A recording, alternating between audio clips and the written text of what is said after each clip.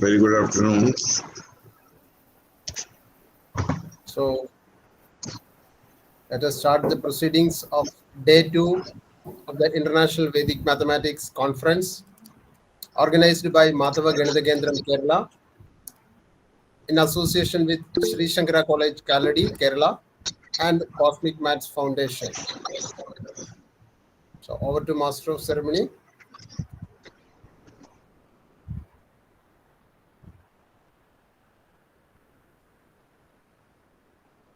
So I welcome Purnima. Thank you, sir. Good afternoon to all.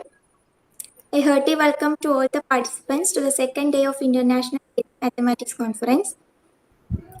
It's time to start the second day of our conference. Without much delay, let me invite Arsha M. Nair, second year BSc Maths student from Sri Shankara College, Kaldi, for prayer.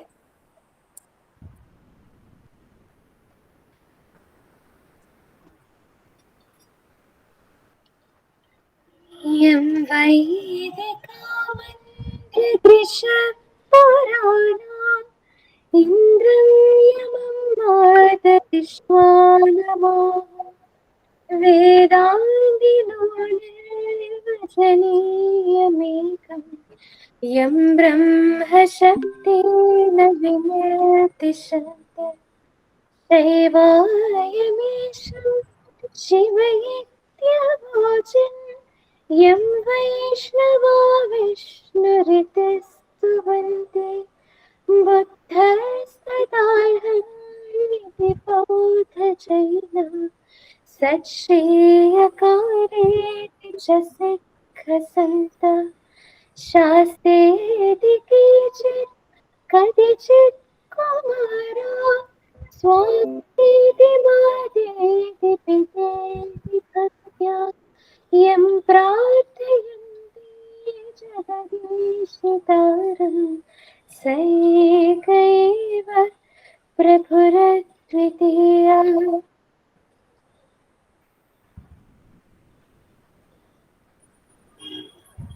Hereby we invite P. Devraj Sir, Director of Cosmic Maths and General Convener of International Vedic Mathematics Conference, for opening ceremony. So thank you, Purnima. So once again, good afternoon and welcome to all the speakers and participants to the second day sessions of the International Vedic Mathematics Conference. Today, we will have a special talk by the invited speaker, Veera Stephens from Australia. Veera Stephens is the founder of Pebble Maths. Yes, we are going to see how it is related with the ancient Indian methods also. A hearty welcome to Veera Stephens to accept and present about the Pebble Maths methods in this conference. And I welcome all the speakers. Yes, we have today 7 talks, and yes, by the end of this sessions, by around 5 o'clock, we will have the valedictory function, and the chief guest of the valedictory function today will be Major Harsh Kumar, the Secretary of NCERT. So I welcome all the delegates and speakers to the second day proceedings, and let me welcome Veera Stephens from Australia for her presentation. Over to ma'am.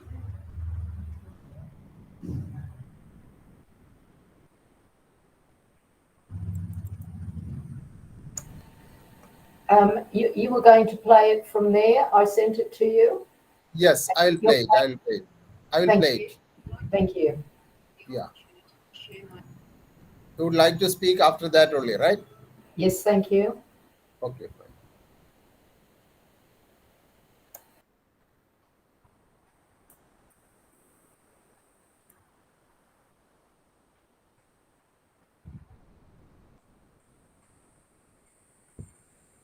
experiences with all of the people here. Special thanks to Ken Williams Is it for putting audible? my name forward, and I really hope. Yes, sir.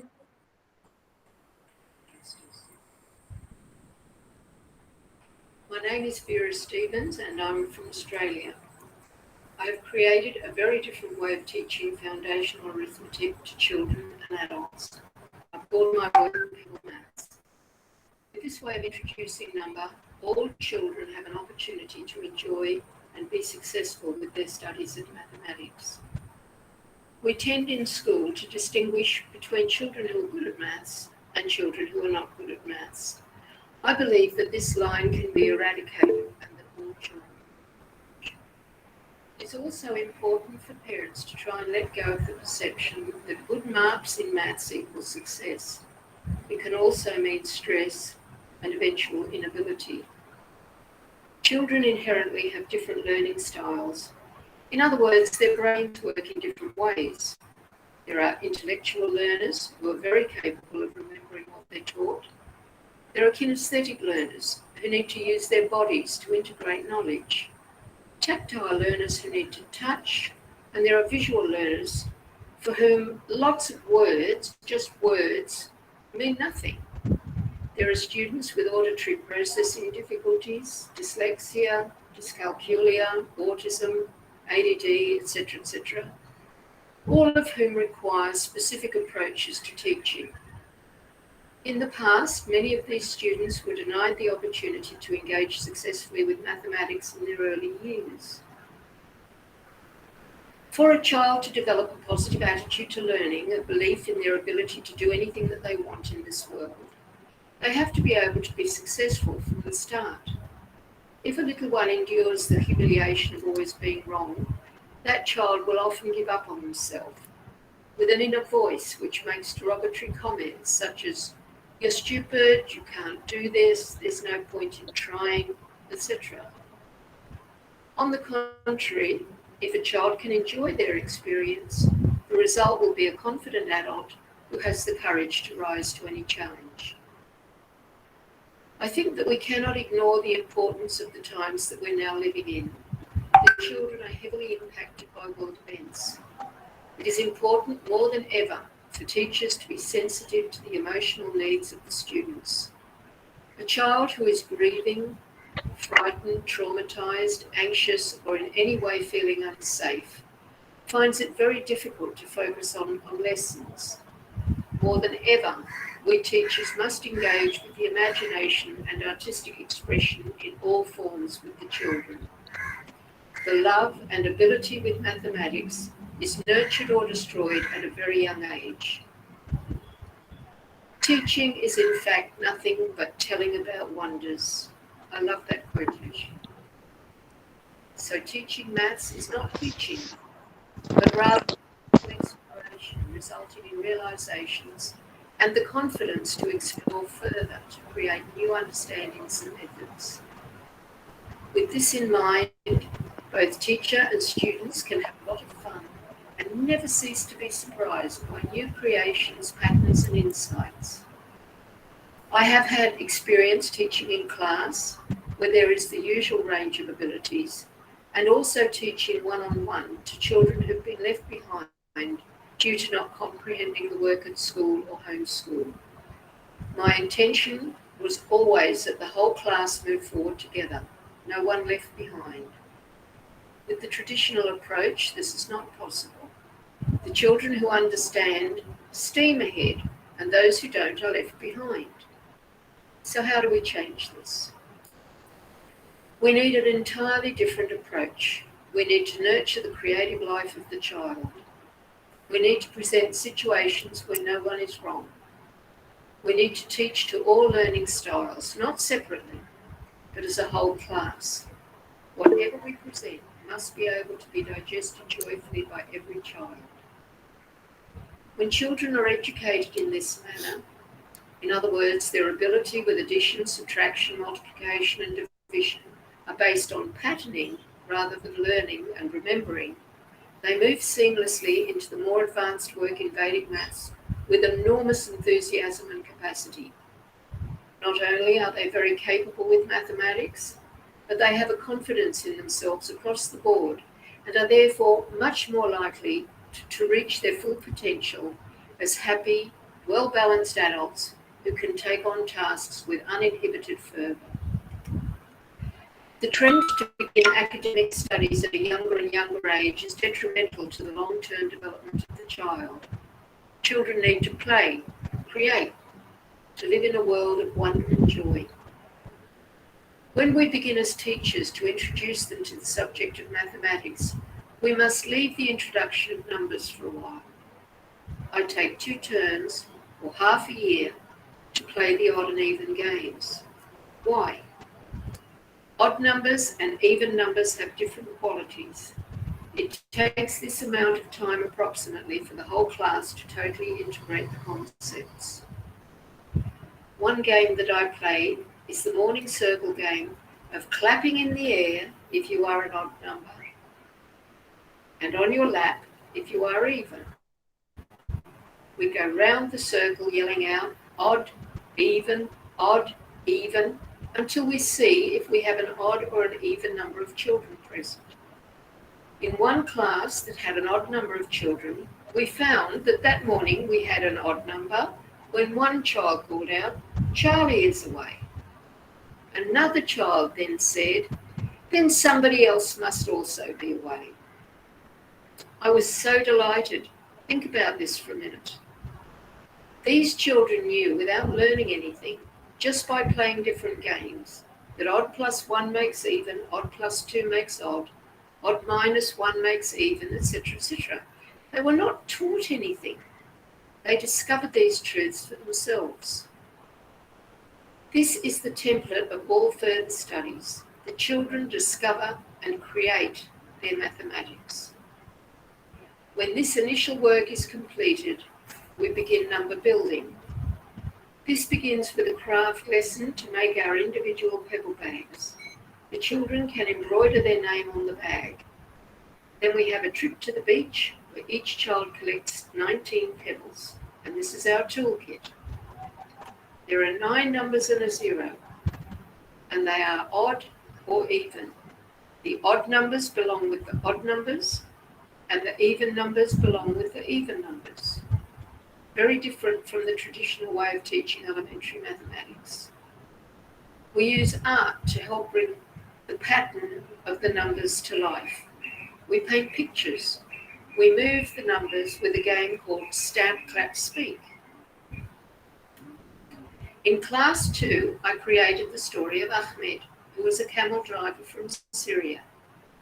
His boss, the rich sheikh, sent him and his assistant with a caravan of 9 camels to India in order to buy many wonderful goods to sell in the markets of Europe. Ahmed and his assistant camped by the marketplace in a city in India, and Ahmed left his assistant in charge of the camels while he explored this wonderful new place. Long story short, he came upon some men in the desert who appeared to be looking at the sky. On the ground were some drawings with which Ahmed was not familiar. Ahmed sat back and watched from a distance. One of the men, he seemed to be the oldest one, beckoned to Ahmed to join them. These men were, of course, Vedic mathematicians, and they introduced the numbers to Ahmed, who was absolutely fascinated.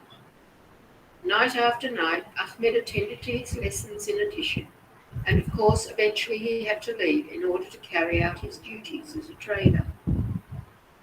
After an arduous journey, they arrived in the marketplace of Rome, where the merchants calculated using Roman numerals. Here the teacher can digress into the topic of Roman numerals, and the children can understand the difficulties of this system. Ahmed taught them the new way of addition using the Indian numbers, but the merchants called them Arabic numerals. From there, Ahmed returned home to give the sheikh the money, because that's how it works, and he was so excited about his newfound knowledge that he told the sheikh that there are 9 numbers and a 0. The sheikh flew into a rage at the insinuation that he only had 9 camels, because he was very proud of his wealth and threatened to put Ahmed to death. So now we created a play. The children needed to help Ahmed to explain place value to the sheikh to validate the claim of there being only 9 numbers and a 0. The children were so enthusiastic about the play and their ability to save our hero. I observed very closely to see if there were any children who were not able to help Ahmed. They could be shy or they could be uncertain of place value. This play, which was performed more than once with different children taking starring roles, enabled the children to firm up their capacity with place value. It is also wonderful to see the children helping their classmates rather than the teacher doing it. I find that children are better teachers than most adults on most matters. Ahmed went back and forth from India to Rome and developed quite a following in the marketplace. When he taught the traders multiplication, there was some up the back who couldn't hear properly, so they didn't get it quite right. And then they taught it their way, and it became very different over the years. On one trip home, Ahmed was watering the camels at the oasis when he contemplated their reflections in the water. This led him to create the mirror game. This is how we understand doubling or multiplying by 2. You see, by now, Ahmed was not only learning, but also creating. He was so happy and determined to share this new understanding with the wise men in India. He was nervous at first, but the wise men were very happy to listen to him and thanked him for sharing his discovery. I encourage teachers to create their own stories and to be culturally sensitive to their audience. When I taught in Vanuatu, I made up very different stories. And when I teach Indigenous children in this country, again, the stories have to be relatable to by the children. I should like to relate some stories of individual students who have, I believe, benefited in their holistic development above and beyond becoming capable with mathematics. Jack came to me at about 15 years of age with very little comprehension in mathematics. It was not possible to get him to speak. Whether this was his character or trauma with learning or a combination, I'm not sure. The first time that he said anything was when we were looking at the relationship between multiples of 3 and 6. And his utterance was, "I see a pattern." Music to my ears. He told me that in the 6s, the first number, that is the 10s, is half of the number to be multiplied. For example, 8 times 6 begins with 4 tens, half of the 8. And the units is the number to be multiplied, the 8. So 8 times 6, half of 8, 4 plus 8, 48, plus 8, 8 in the next column. We played with it for the rest of the lesson. 14 times 6, 7 tens, plus 14, 84. I told Jack that I would now incorporate his discovery and it would be known as Jack's method. Not enough, I said. Next week, I want you to tell me why this works. So I thought I'd better work it out for myself in case Jack didn't.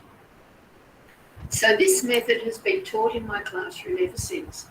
Or more correctly, should I say that hundreds of students have also discovered the pattern. But more importantly, Jack started to talk to me from that day on.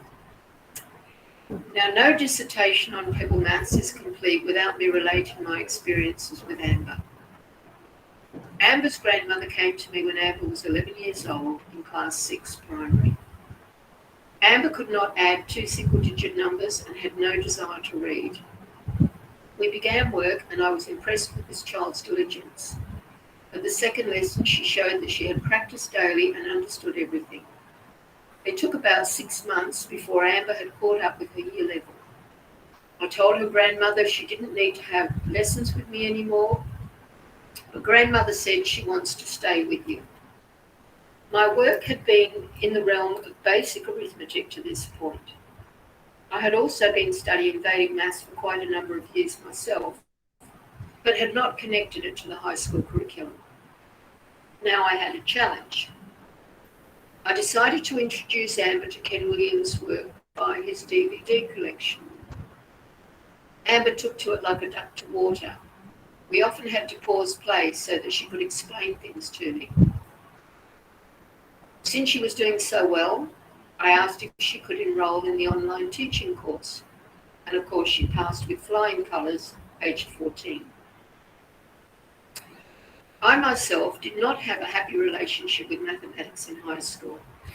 I started to look at why that was and realised that arithmetic, algebra, calculus, trigonometry and geometry were totally separate subjects, in my mind unrelated. I felt that this was impossible, as it's all mathematics. It took me 2 years to find what I believe is the missing link, powers and roots. This revelation gave rise to my next endeavour, called Stairway to Heaven. Amber and I wrote these books together. She was about 15 at the time. This work is for students who have accomplished the work of Pebble Maths first. It makes the Vedic maths comprehensible for all students, irrespective of learning style. In other words, no one left behind. Mr. Williams gave me permission to use his work and what I call translate it into Pebble Maths talk. Our ways of introducing powers and roots are different, but with the same outcome. Now my children could accomplish algebra, and with the help of Mr. Williams' work, such as a trillion triangles, trigonometry. The work with triples opens up such a vast reservoir of opportunity. Very, very exciting. Amber took the highest level of maths available at her high school. I could not help her with her schoolwork as I still failed to understand what they were talking about. Fortunately, she didn't need help. After graduating from high school, Amber began her studies in civil engineering at Queensland University. Long story short, end of first year, she obtained the highest marks of the year in mathematics and was awarded 2 scholarships. She's studying part-time at present, having taken a position in an engineering firm, and she will graduate this year. Apparently, most of the students in first and second year at university with the engineering sought help with mathematics. I asked Amber why she thought she didn't need help, and her reply brought tears to my eyes. What she told me was, it was all the work that we did. So Amber's understanding that her studies of Pebble Maths and Vedic Maths have honed not just her skills in mathematics, but her capacity to tackle a huge academic challenge is definitely proof that her development was influenced by her 6 years of application. Maya came to me also in class 6, age 12. She had a diagnosis of dyslexia and was not able to understand anything of the school maths. She was receiving assistance for reading and writing at school. When we began with our Pebble work, she did not seem to connect. It took 3 weeks before we began to make progress, and then she was like a bullet train. Towards the end of the year, I asked her which high school she'd be attending the following year. She told me, and I was somewhat worried as it was a private, academically focused school. I should not have worried. Maya topped her class in maths in the Year 7 exams. However, she began to become very dependent on me, saying things like, I can't do without you, meaning that if I didn't explain the work from school, she couldn't understand it. So my response was to stop teaching her. I told her that she could do anything. We have remained firm friends, and she's now 19 years old, studying nursing at university and needing no help in any subject. She began working in a cafe when she was 14, weekends and holidays, and at 17, bought a car with her own money. She is the most independent, intelligent, wonderful young woman who has full confidence in her own ability and never ceases to amaze everyone who knows her. I think she will become an incredible nurse. Now I have an addition to this. 2 days later, after I finished writing about Maya, I just received a phone call from Maya to tell me that she scored 100% for her maths exam in medication calculation. So we were both absolutely thrilled. Now, a different anecdote which shows something remarkable. A young man who wanted to sit the exam necessary to take an apprenticeship. We had 3 months to achieve the level necessary in numeracy and literacy, literally from ground zero. I was very worried. As always, I left the reading for 6 weeks to do Pebble Maths only, as I find that the reading improves without intervention as the brain reorganises itself. We came to addition with a 9, for example, 9 plus 6. You want to write it down so that you understand what I'm talking about, please do. 9 plus 6, where we take odd 1 from the even 6 to make the odd 9 into an even 10, resulting in 10 plus 5, 15. He was fine with it until I turned the numbers around and made it 6 plus 9.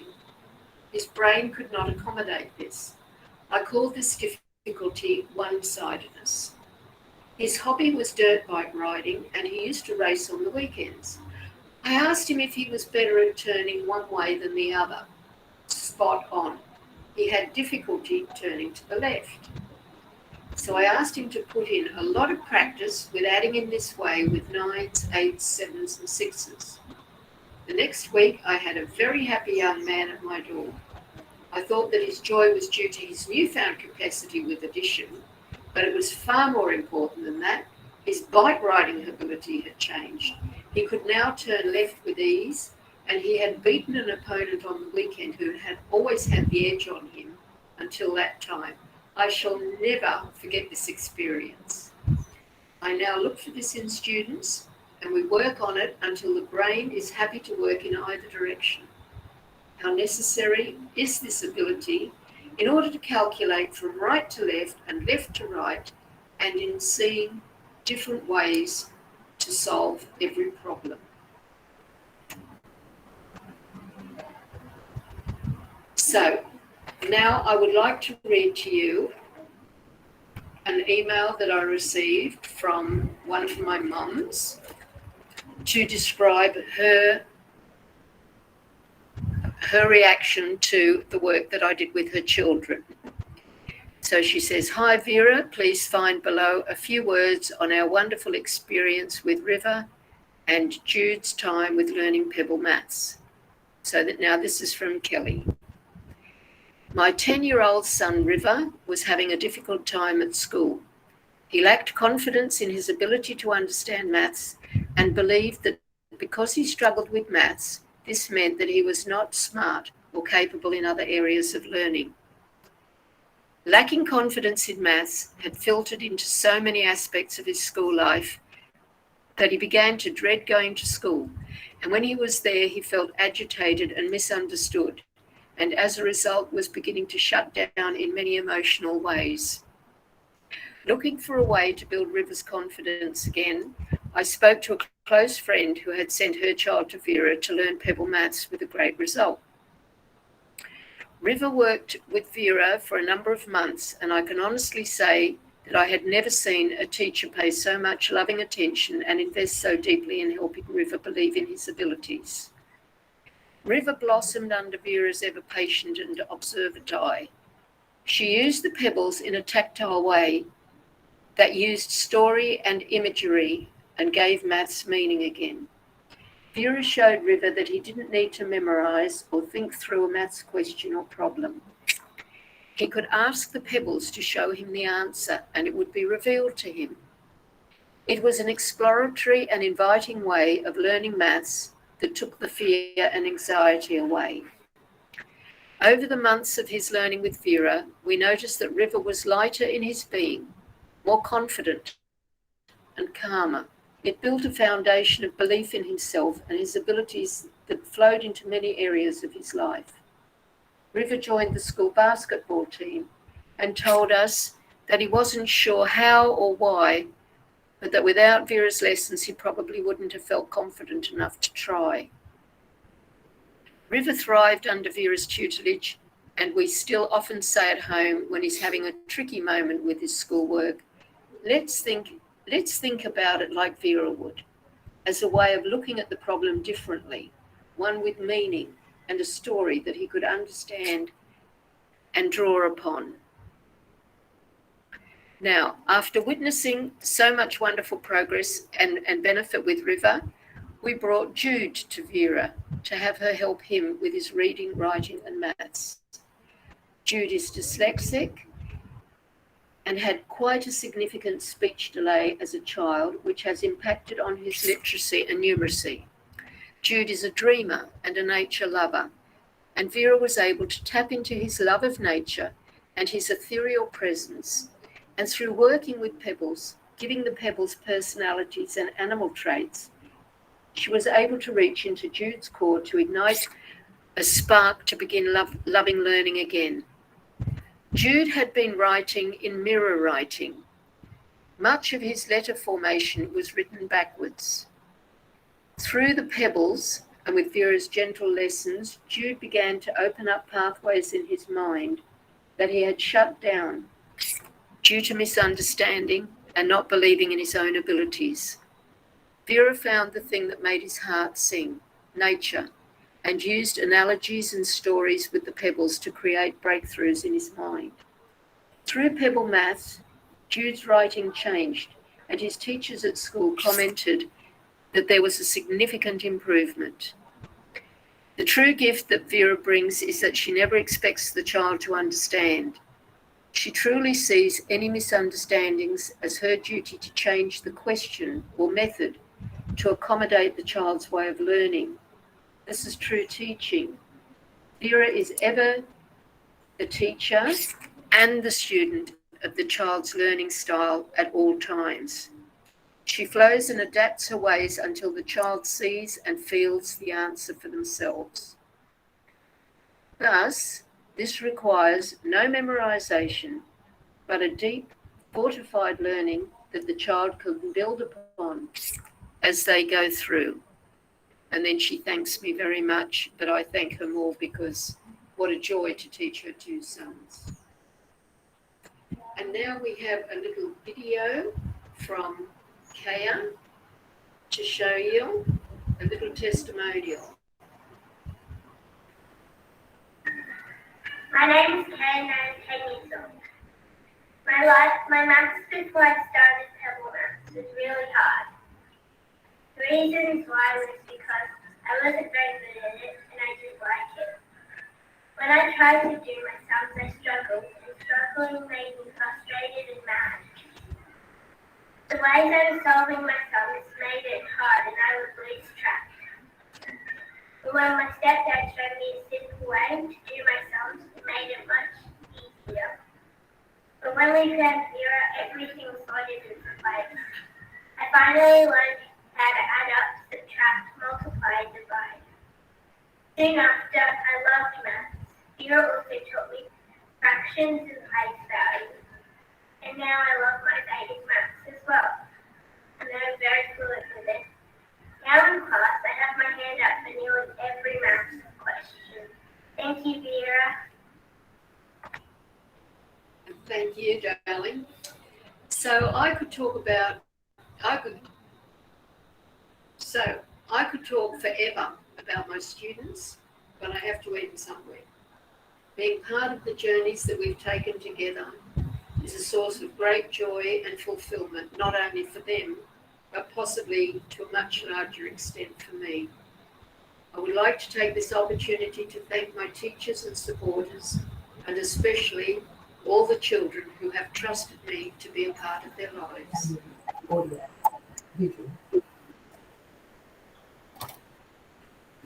And thank you, Vera, for that presentation. Thank you. And yes, now Rajendran, would you like to ask any question?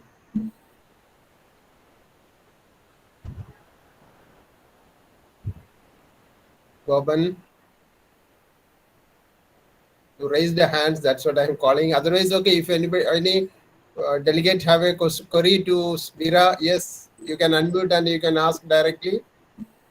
Please.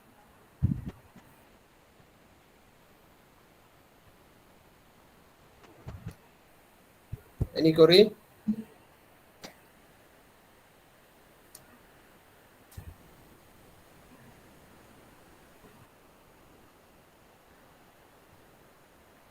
So I hope this pebble system is also something related to our Padiganidam or this ancient Indian way also, like by using some seeds or even pebbles, right? We used to count across in all the ancient civilizations, right? Yeah, we used to use some seeds basically in India, I feel, right? When we teach in India, for especially for youngsters, yes, as you feel, as how to feel the numbers, right? Yes, that was the ancient system actually. Yes, I hope no other queries. Okay, thank you, Veera. Okay, for that wonderful presentation, and yes, and we thank you all for your presence yesterday and today, right? And for your efforts to putting up this special video and this presentation for this conference. Thank you once again on behalf of the organizing committee of this International Vedic Maths Conference. Okay, hope we require or we will get more inputs in the coming years also. Right. Thank you. Thank you so much. Thank you. Over to Arsha.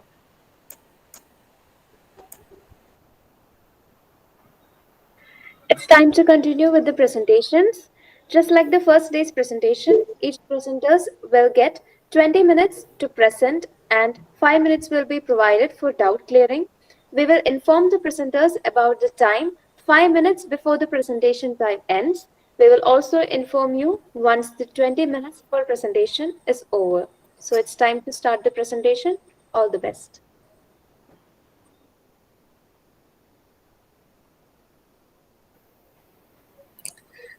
I invite Mr. Venkata Varaprasada Rao to present the 7th paper. Sir, you may start now. Yes, madam.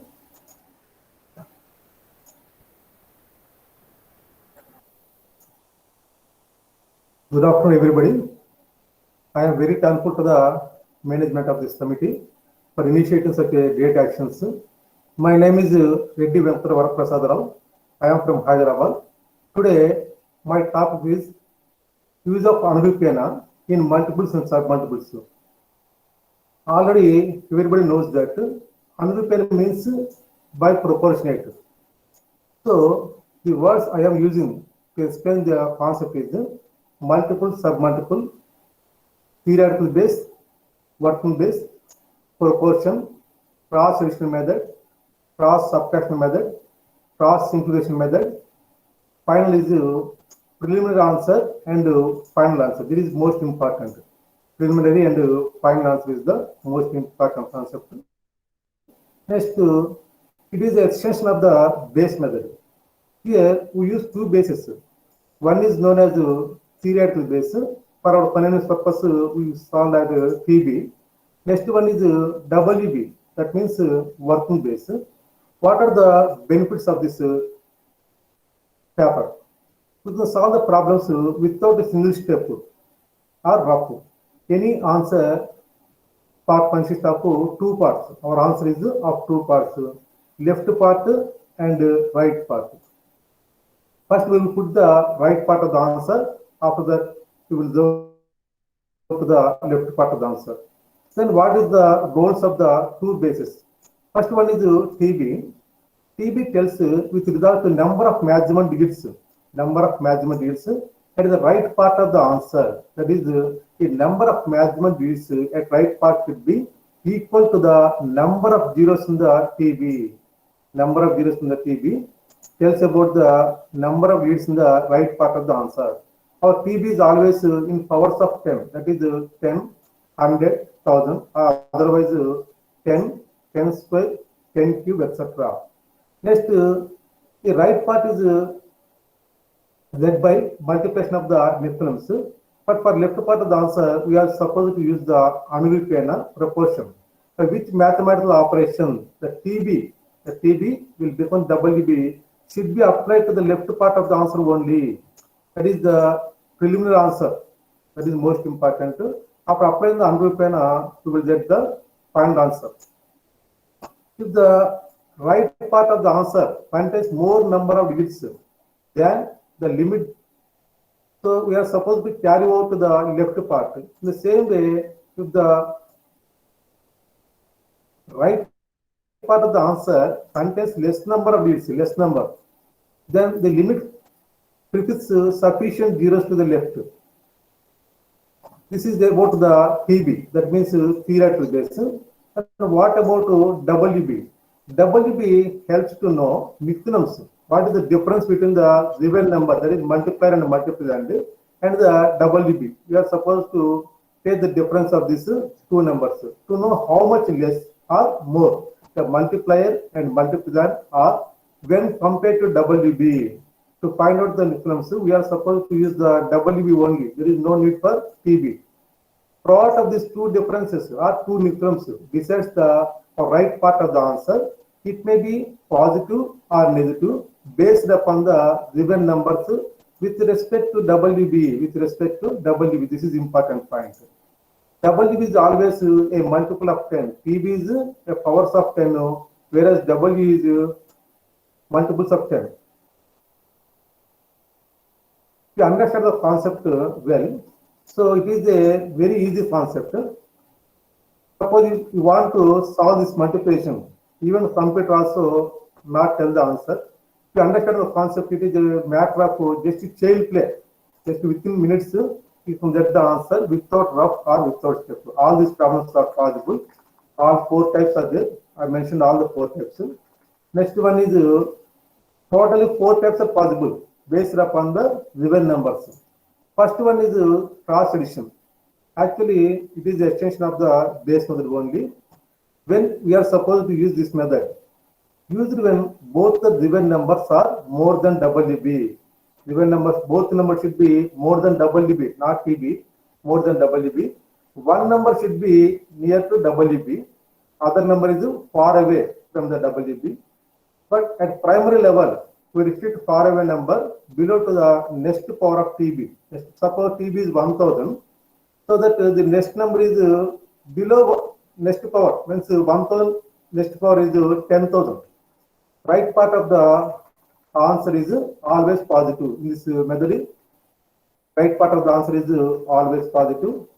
I've seen the examples, your doubts will be clarified.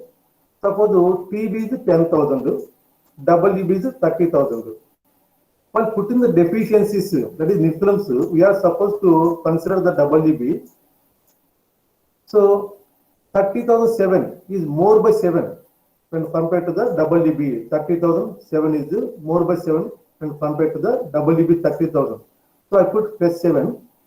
Next 83,462 is more by 53,462. Here both numbers are positive. So plus into plus is plus only.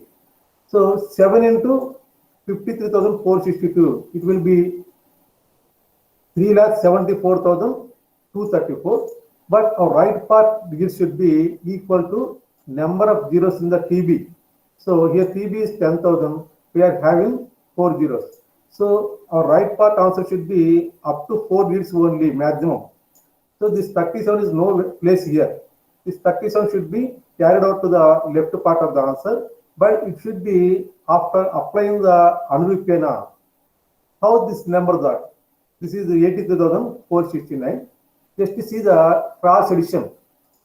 It is very easy. Cross addition. Yes. 83,462 plus 7, 83,469. Always consider, whenever you are using cross addition, always consider the larger value so that it will become easy for us. Now the ratio TB WB ratio is 1:3. 1:3. So we are supposed to apply the same Anurupena to the left part of the answer. Left part of the answer is 83,469. So we are supposed to multiply by 3. The ratio is 1:3. So we are supposed to multiply by 3.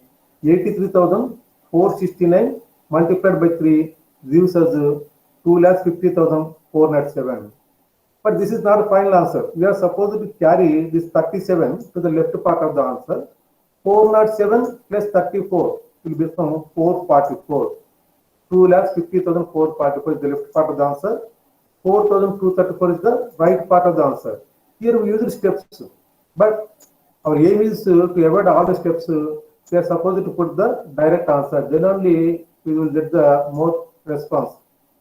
See, this is 30,007. It is more by 7. More by 30,000. When we compare to 30,000, it is more by 7. So to get the right part of the answer, we are supposed to use 7 table here. 7 table here. Next, this is how much more by 30,000. So if you subtract 30,000 from this one, it will become 53,462. That means this place changes. This place 8 will become 5 only. So see, for right part of the answer, multiply 7 into 53,462. In this place, we are supposed to see 5 instead of 8. We can assume it, no problem. 7 to the 14, 1 is carry number. 7 is the 42 plus 1, 43. 4 is the carry number. 7 4 is 28. 28 plus 4, 32. 3 is the carry number. 7 3 is 21. 21 plus 3, 24. 2 is the carry number. But here we are supposed to consider 5 only. 7 5 is 35 plus 2, 37. So 37 is the carry number. I am putting here. Actually, we are supposed to keep the 37 in mind only. Next, what about left part of the answer? To left part of the answer, always consider the larger value. Then add the 7. So 62 plus 7, otherwise 2 plus 7 will become 9. In this place, we are supposed to assume 9 instead of 2. Then we are supposed to apply the ratio 1:3. So here we are supposed to use the 3 table. 3 9 is 27. 3 9 is 27. 27 plus 37. 27, 34, 64. Put 4 here. 6 is the carry number. Then 3 is the 18. 18 plus 6, 24. 2 is the carry number. 3 4 is 12. 12 plus 2, 14. Put 4. 1 is the carry number. 3 3 is 9 plus 1 carry, 10. Put 0. 1 is the carry number.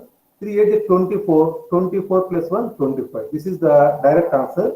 Here we use steps. Here I avoided all the steps for the direct answer. This is possible. Whatever length it may be, this is possible. This is about the cross addition method. Then cross subtraction method. Here both the given number should be less than WB.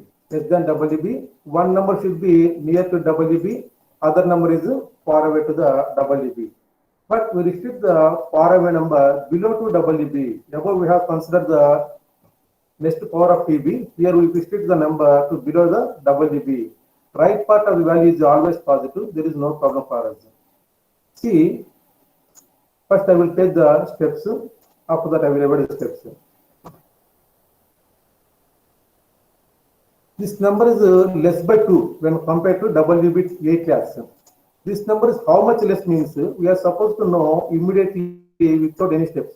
Apply all from 9 last from 10 formula to all these numbers. 9 minus 4 will be 5. 9 minus 5 4. 9 minus 8 1. 9 minus 7 2. Last number from 10. 10 minus 4 6. But here we are supposed to add one more. 2 plus 1 will become 3. 8 minus 3 is 5. So minus into minus plus. But to get the right part of the answer, multiply both these difference. 2 into 5,54,126 will become 11,08,252. But our TB is having 5 zeros only. So our right part is must be up to 5 digits only. This 11 should be carried over to the left part of the answer. At the same time, it is positive value. It is positive value. But what about left part of the value? That means cross subtraction. We are in cross subtraction. So 74 minus 2. Here 4 will become 2. 74 minus 2. Otherwise 4 minus 2 will become 2 only. So assume 2 here. Now, for left part of the answer, we are supposed to apply the ratio. This is 1:8 ratio. So here we are supposed to use 8 table. 8 table. Here 2 is there. 8 to the 16. 6 I put. 1 is there. 756 plus 1, 57. 5 is the carry number. The same way we multiply all these numbers, we get this number. After that, we are supposed to carry this 11. 76 plus 11, 77, 87. This will not change. 76 plus 11, it will become 87. Left part will be up to 5 numbers. 0, 8 to 5. Here we use the steps. Now, I will remove all the steps. How to get the right part of the answer. Here, which table we are supposed to use for to get the right part of the answer means we are supposed to use difference between the WB and nearby number. This is the nearby number. Here it is 2 differences. So multiply by 2 with the difference of this number, not this number, difference of this number. So apply the formula all from 9, last from 10 to all these numbers except the first one. So 10 minus 4 will become 6. 10 minus 4, 6. So 2 6 are 12. Put 2. 1 is the carry number. 1 is the carry number. Next, 9 minus 7, 2. 2 to the 4. 4 plus 1, carry number is there, 5. There is no carry number. 9 minus 8. 9 minus 8, 1. 1 to the 2. So put 2 here. Next, 9 minus 5. 9 minus 5 means 4. 4 to the 8. Put 8. No carry number. 9 minus 4. 5. 5 to the 10. Put 0. 1 is the carry number. Here, it should be 1 more. 1 more means it will become 3. 2 plus 1, 3. So 8 minus 3 is 5. 2. 5 to the 10. Here, it will become 3. Then subtract from 8. 8 minus 3 is 5. 5 to the 10. 1 is carry number. So carry number is totally 11 carry number. We are supposed to transfer this 11 to the left part. The reason is our TB is having 5 zeros. So we reach the 5 numbers at the right part. So there is no place for this 11. Next, what about this left part? Left part is this is minus 2. The above number is minus 2. So this number 4 minus 2. 4 minus 2 will become 2 here. Here we are supposed to assume 2 instead of 4. At the same time, we are supposed to use 8 table. Reason is the ratio is 1:8. WB is 8 times the TB. So we are supposed to 8. So you Sir, yes. you have 5 more minutes left. Yes, madam. So here we are supposed to use 8 table. In this place, we are supposed to assume 2. 8 is 16. 16 plus 11, 27. Put 7. 2 is the carry number. 2 is the carry number. Next, 8 is only 56 plus 2 is the carry number 58. So continuing the process with 8, you will get this number. This is the easiest process and avoid all these steps. Then only in the division process, you will get the exact answers. Now, cross simplification method. This is the most important one. And then in this model, we have having 2 types. When more than WB number is near to WB, use it when one number is less than WB, other number is greater than WB. But in this type, our right part answer is always negative value. So let's solve when more than number is near to WB. After that, we will see less number is near to WB. So PB is 1000, WB is 6000. First, I will use the steps, then I will remove the steps. This is above plus 3. When compared to WB, this value is plus 3. This value, so apply all from 9, last from 10 to these 3 numbers only, except first number. 9 minus 4, 5. 9 minus 7, 2. Last number from 10. 10 minus 3, 7. Here we are supposed to assume one more than the previous one. So 3. 6 minus 3 will become 3. Plus into minus will be minus 3 into 3,527 will become 10,581. But our PB is 1000 having 3 zeros. So our right part answer should be up to 3 numbers only. There is no place for this 10 number. So we are supposed to subtract this 10 from the left part of the answer. At the same time, this is also minus value. For this purpose, we are supposed to subtract one more. So ultimately, we are subtract 11 from the left part. This is minus 11. This is most important. Next, this is minus value. To get the right positive value, apply the formula. All from 9, last from 10. 9 minus 5, 4. 9 minus 8, 1. Last number from 10. 10 minus 1 is 9. To get the left part of the answer, cross addition. So this 3 will be 3 plus 3. 6 will be 6. Apply the ratio 1:6. So 6 is the 36. 6 is the 3 carry number. 6 7 42 plus 3 45. So this answer will be 2 will get. Then we are supposed to subtract 11. Carry number 11 is there. So 56 minus 11 will be 45. This is the with the steps. Then without steps it will be see.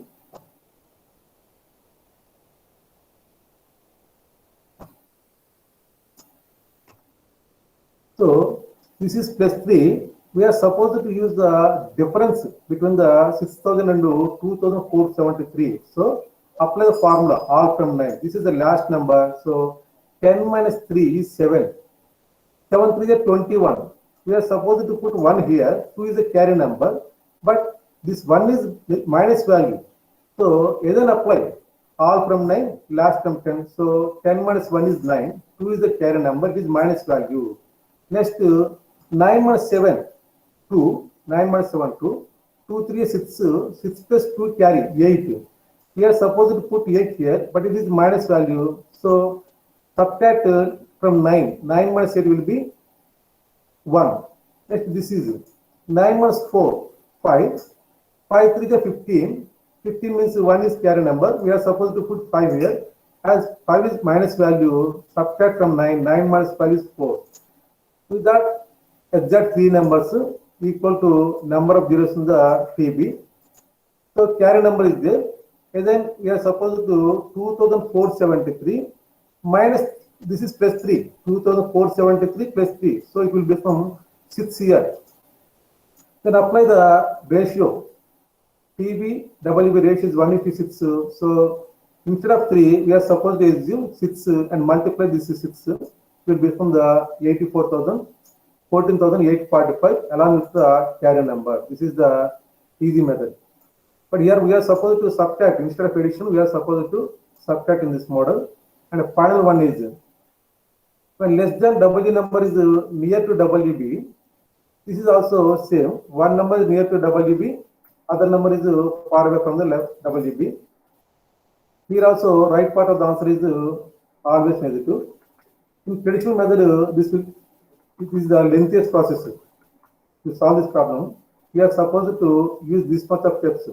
The same problem we are using Anurupena Sutra and getting the direct answer without a single step. Okay. This is the final one. See, PB is 1 lakh, WB is 2 lakhs. Excuse me, sir. Yes, madam. The time is over. Just 2 minutes, madam. This is last problem. Okay, sir. Yes. This is less by 7. So I put 7 here. This is how much more than WB. That means 5,98,954. Multiply both these. Plus into minus will be minus. After multiplying both these, we will get the 41,92,678.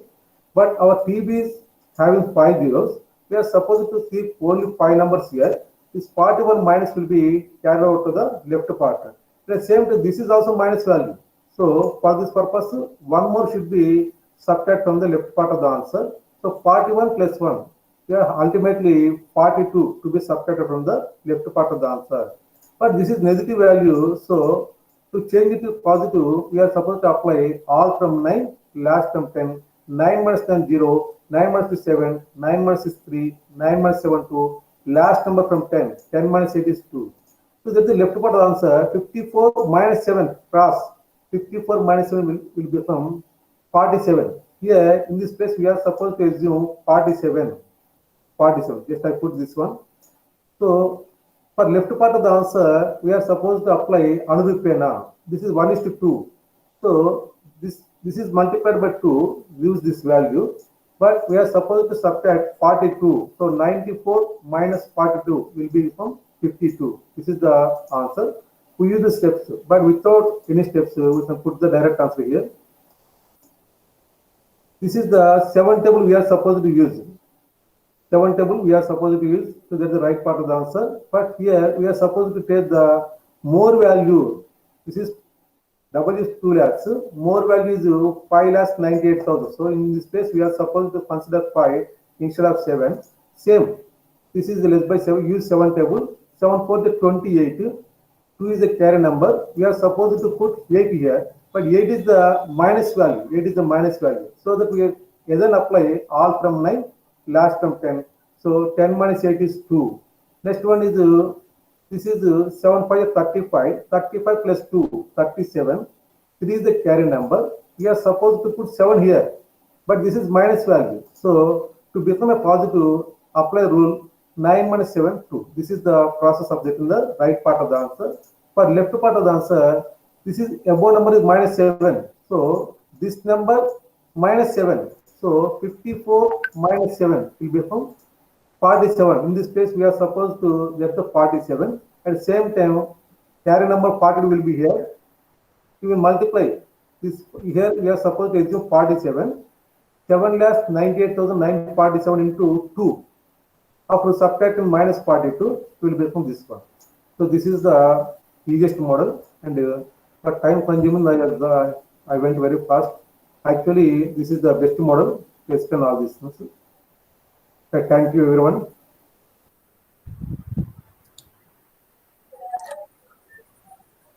Thank you, sir, for the Okay, presentation. thank you. Yeah, please carry. Now it's doubt clearing session. If you have any doubts, you can ask.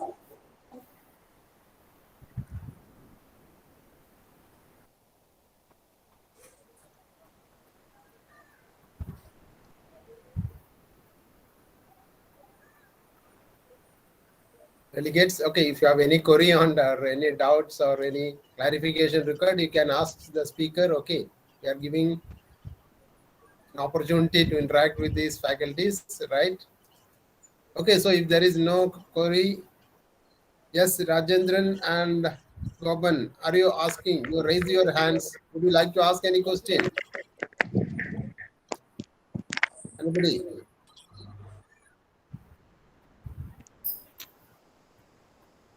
Yes, Devraj sir. Yeah, please ask Raviji.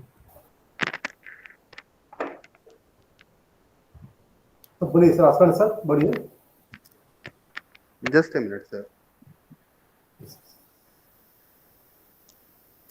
Very nice presentation, sir. Yes, sir. It is Thank you, sir. simply advancement of Anurupena, Yes, sir. and you have taken examples of numbers having same digits, product of numbers having same digits. So can Yes, this sir. method be extended for product of numbers on with different bases, with different number of digits? Yes, sir. It is possible. At primary stage, we are taking the same number of digits, but it can be extended. But it is not possible to put the direct answer. The reason is the carry number above 1,000, 10,000 it will be. So that it is possible, but we are supposed to put one step. We cannot put the direct answer here. By using one step, we can put the direct answer. There is no problem. At the same time, there is no need for the equal number of digits. Even also, less number also possible. Larger number also possible. There is no doubt. But condition is one number should be near to double DB. Near to double. One number should be near to double DB. Either plus or minus. Then only it is possible. Actually, it is universal formula. Any number is possible. Any number possible. But it is very hard. We take the larger value numbers far away to the double DB. It is more difficult. Otherwise, it is possible. As rule is applicable to all numbers. There is no problem. Okay, sir. Okay, thank you. So any Okay, doubt is there, you may call me. I will give the detailed notes also. There is no problem. Okay, thank you, sir. Answer. Yeah. Is there any other query? I hope it is clear and okay because of the time constraint also. Okay, let us move to the next presentation. Yes. So one more thing, we request all the participants to write their name and place in chat box.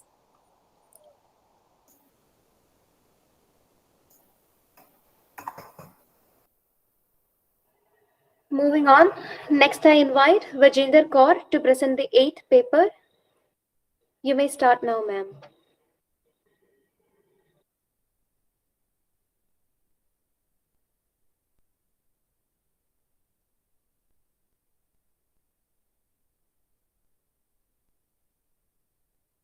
My heartfelt greetings to all of you. Here, the title of our search paper is Curriculum, an innovative and pedagogical framework for numerical skill development of a child, which is prepared and written by Mrs. Anand Prabha, Assistant Professor in Mathematics at Kanya Mahavidyalaya Jalandhar, and by me, Vajinder Kaur, a student of BSc Mathematics Honours, Semester 3rd at Kanya Mahavidyalaya Jalandhar. Here, I am going to present our joint paper on behalf of Madam Anand Prabha. With the passage of 21st century, the calculating powers of students have been declining day by day by excessive use of calculators, right? Because from the childhood we are taught all kind of arithmetic operations and conventional methods to do the calculations, which are very space consuming as well as time consuming. So the phobia of performing subtraction through the conventional method reduces their interest in mathematics. So here arises the problem of phobia of mathematics among the younger generation. But here, Vedic mathematics plays a very important role in learning and doing mathematics from the schooling till the higher education. Vedic mathematics is a system of reasoning and mathematical working which simplifies arithmetic and algebraic operation very fast. It provides answer in only one line, whereas conventional methods requires several steps. Vedic mathematics has provided techniques to perform subtraction which help every children to perform calculations very quickly and make subtraction a very fun-filled activity which arise their curiosity and interest in mathematics. So here in this paper, I am to present two kind of sutras. The first is Nikilam Navtas Charmam Dasta and the second trick is Vinikalam to do all kind of calculations here. So here, the first thing I am going to represent is Nikilam Navtas Charmam Dastah,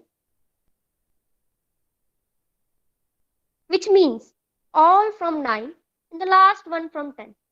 So here the catch is there should be zeros in the menu. Only if there are number of zeros in the menu, we can use Nikilam Sutra here. So here let's take an example to solve this question here. We have total of 5 zeros in menu. But the catch is here that we don't need to focus on the menu at all. We only need to focus on subtrahend here. But we only need to know that there are zeros in the menu here. So let's try to solve this question here. Let's take the subtrahend here. 7, 2, 3, 5, and 4. As I said, all from 9 and the last one from 10. All from 9 and the last one from 10. So here let's solve that. 9 minus 7 gives us 2. 9 minus 2 gives us 7. 9 minus 3 gives us 6. And 9 minus 5 gives us 4. And here the last one. 10 minus 4 gives us 6. So it only took few seconds to solve this problem. But again I said the catch is we have to have some zeros in the menu. Only then we can use the Nikilam Sutra. So what about other problems? Not all the problems have zeros. Am I right? So here we need Vinikalam numbers to do all other kind of problems here. The Vinikalam numbers are symbolized by a bar present on above of them. Vinikalam number is a concept used in Vedic mathematics and are those numbers which have at least one digit which is negative and it is represented by a bar over them. That's why there are also called bar numbers here. So firstly, we need to know how to convert any general number into a Vinikalam number. So here I have taken an example of 7. Let's take the digit 7 and I'll convert it into a Vinikalam number here. firstly, I have to find a complement of 7. So here, what exactly is complement or Purak? Complement is also known as Purak in the Vedic mathematics here. So here, I need to know that which number I have to add in 7 to complete it into 10. Here 10 is the nearest base to the 7. So I know if I add 3 into 7, it will complete the number into 10. So here I can know that 3 is the complement or the Purak of 7. The second thing here mentioned is Rekhank, which means there is a bar over that number which shows that it is a negative number here. So here I can say 3 bar means minus 3 here. So the first step here is to find the Rekhank and the Purak of the given number. So I have found that the given number here is 7 and the complement is 3. So here what I have to do is I can write 7 is equals to 07, and here the next step is add 1 into the left side of 7. That means I got 1 and 3 bar. Similarly, I have some examples here where I have converted a general number into a Vinikulam number. For example, I converted 8 into 2 bar and 96 into 104 bar and 387 into 413 bar, which all follow the same steps as I have mentioned above. The next thing we have to learn is to devinucleate any number into a general number. Here we have to follow some few steps to do the all calculations here. Firstly, I have a number. Anyhow, I will take an example here, that is 51 and a bar over 1. So I have to find, let's follow these steps. The first step is here, I have to find out the digit that are to be converted, which means I have to find a digit that have a bar over them. So in this number, 1 have a bar over them. So I know that I need to convert 1 bar into a normal number. So here, let's apply all from 9 and the last one from 10. That's Niklam Sutra, which means the last one from 10 and the all from 9. So here, what I have to do is 10 minus 1, which means 9, which is the right hand side of my answer here. And the other step is to end the conversion completely, 1 less than the previous one. So I have to apply Ekanuain 2, which means 1 less than this number. 5 minus 1 is equals to 4. Here I got my answer 49. Similarly, I have to follow these steps again and again to solve all the other examples here. So after knowing that how to use Vinikulam, how to convert a general number into Vinikulam, and how to do devinucleation, I have many other applications of Vinikulam in mathematics, such as subtraction, multiplication, squaring, and cubing. All these are basic calculations in the mathematics but are very important in the higher education. So let's see how I can do subtraction, multiplication, squaring, and cubing using the Vinikulam. So let's talk about subtraction first. What if I have to use the conventional method to do the calculation here? What I will do, firstly I have to borrow a number from 8 to 1 and from 5 to 8 and from 3 to 5, and again I have to follow the process here. And then it will be a lot of mess. As you can see all the numbers above the numbers where we use the boring method whenever we do the calculations according to conventional method here. And here I have to do, what I have to do is 11 minus 9 is equals to 2. 17 minus 9 is equals to 8. 14 minus 6 is equals to 8. And here this process goes on. But whenever we use Vinikulam number, what I can do is write the negative numbers too. For example, here I can subtract 1 from 9, which means I know 1 minus 9 is equals to minus 8. And I know that Vinikulam represents a negative number here. So I can directly write 8 bar here, which is exactly what I wrote here. So here what I did is 1 minus 9 is equals to 8 bar. 8 minus 9 is equals to 1 bar. 5 minus 6 is equals to 1 bar. And similarly, I wrote all the numbers here according to the calculations. And after, what I have to do is simple. Devinicate this number into a simple number by using Nicklam Sutra. So here, it is very easy rather than using all this boring method and conventional method. And it will be a lot of fun too whenever we use Viniclam here. So let's move on to multiplication. So here, I took a number 212 multiplied by 167 here. So in the mathematics, these digits such as 6, 7, 8 and 9. These digits are known as higher digits, which makes any kind of calculation very complicated. So here whenever we are doing multiplication using conventional method, we have to do a method known as carry out things, and also we have to remember all the tables of the numbers.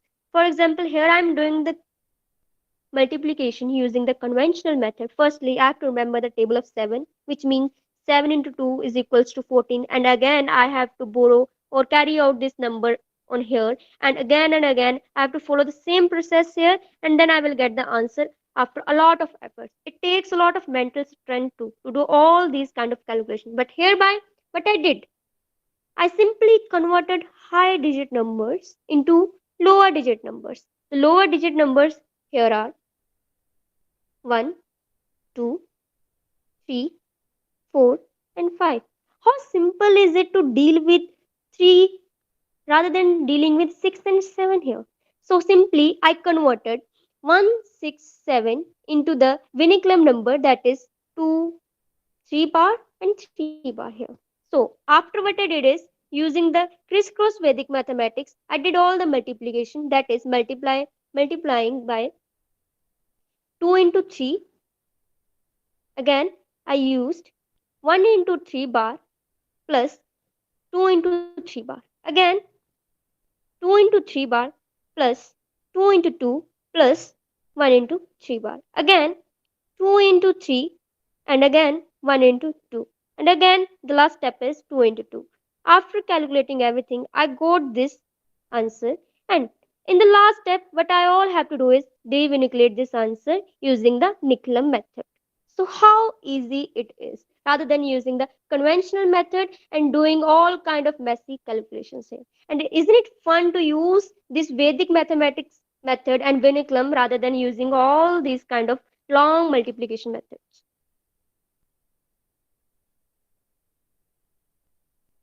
So the another thing we have to learn here is square of a number. Whenever we find square of a number using conventional method, it is also known as multiply a number by itself again. For example, I have to find the square of 98. What I will do exactly is multiply 98 by multiply here. Isn't it? So isn't it same as doing the multiplication, a long multiplication, and doing the carry out things and remembering all the methods and tables of all the numbers here? So it is very difficult to deal with again the higher digits here. But using Viniclam, what I did is I converted 98 into the 10 bar into 2. So here I have to deal with only lower digit numbers, that is 1 and 2. So here I use the duplex method. So I have to learn how to find the duplex. Firstly, duplex of the first number here. The duplex of single digit is the square of that digit. Second thing I have to do is duplex of first two numbers. For example, I have two digits here. So here the catch is the duplex of two numbers here is 1 into 0 multiplied by 2 here. So here the answer I got is 0. Again, I have to find the duplex of three numbers here. How to find the duplex of three numbers? Duplex of three numbers. Firstly, I have to do here is square of middle number plus 2 into multiplication of first and last digit.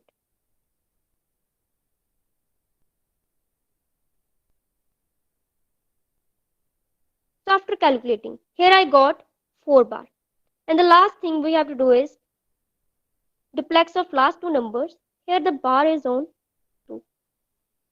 Duplex of last two numbers, and again the duplex of last digit. Here, after calculating everything, I got this answer, and the last thing I have to do is devinucleating this number into a simple digit using again Nicolam Sutra here.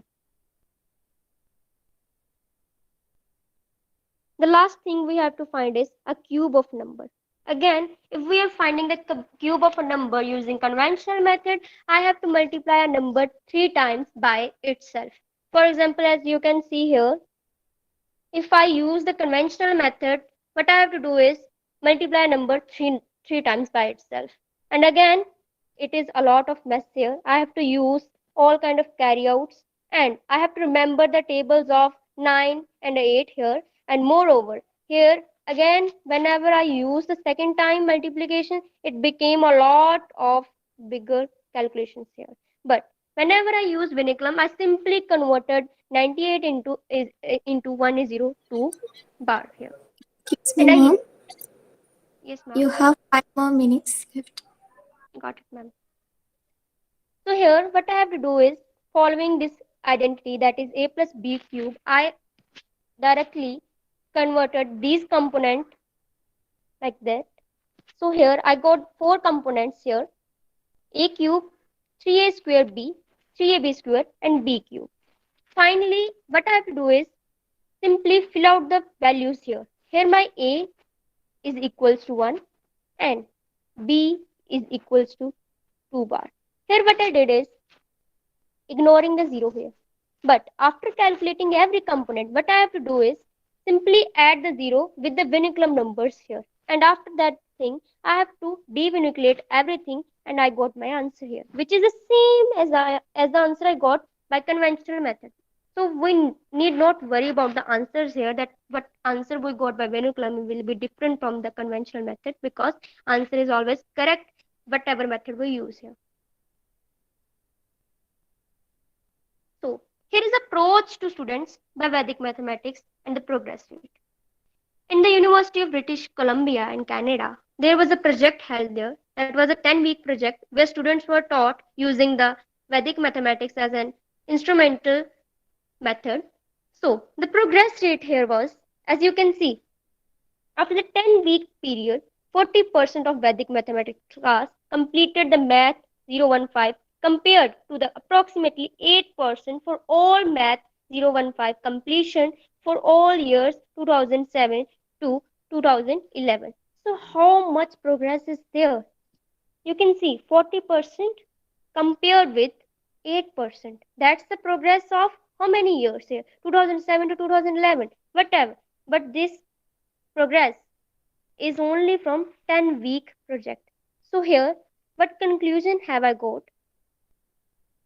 In a nutshell, Viniculum is an interesting concept for every age group, especially for younger generation, as they are full of curiosity. This led to the fact that rather than using conventional methods which are effective, of course they are effective because we all get the answers from them, but they are dull, less attractive to the student, and also time consuming, space consuming, as we need chalk or board or pencil and paper to do that kind of calculations. But rather, we should use the Viniculum in order to develop numerical skill of a child as well as mental skill development. As out of all Vedic mathematics sutras and techniques, it is also the most basic and useful trick which can eliminate the fear of mathematics among the children. Hence, it is crystal and clear that Viniculum is an innovative and pedagogical technique which can be used for myriad of purposes, mainly focused on children. Thank you so much.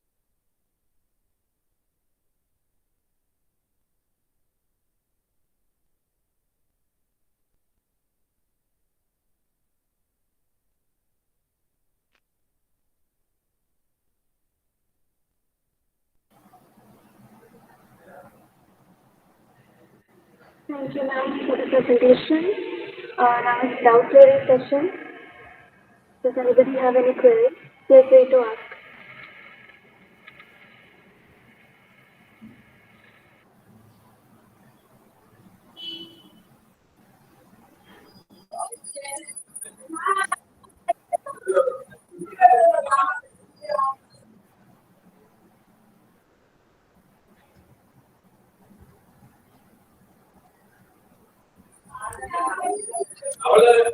Okay, moving on.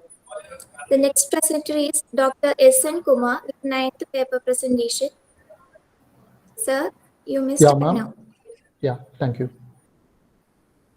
So I hope my screen is visible to all. Is it visible, ma'am?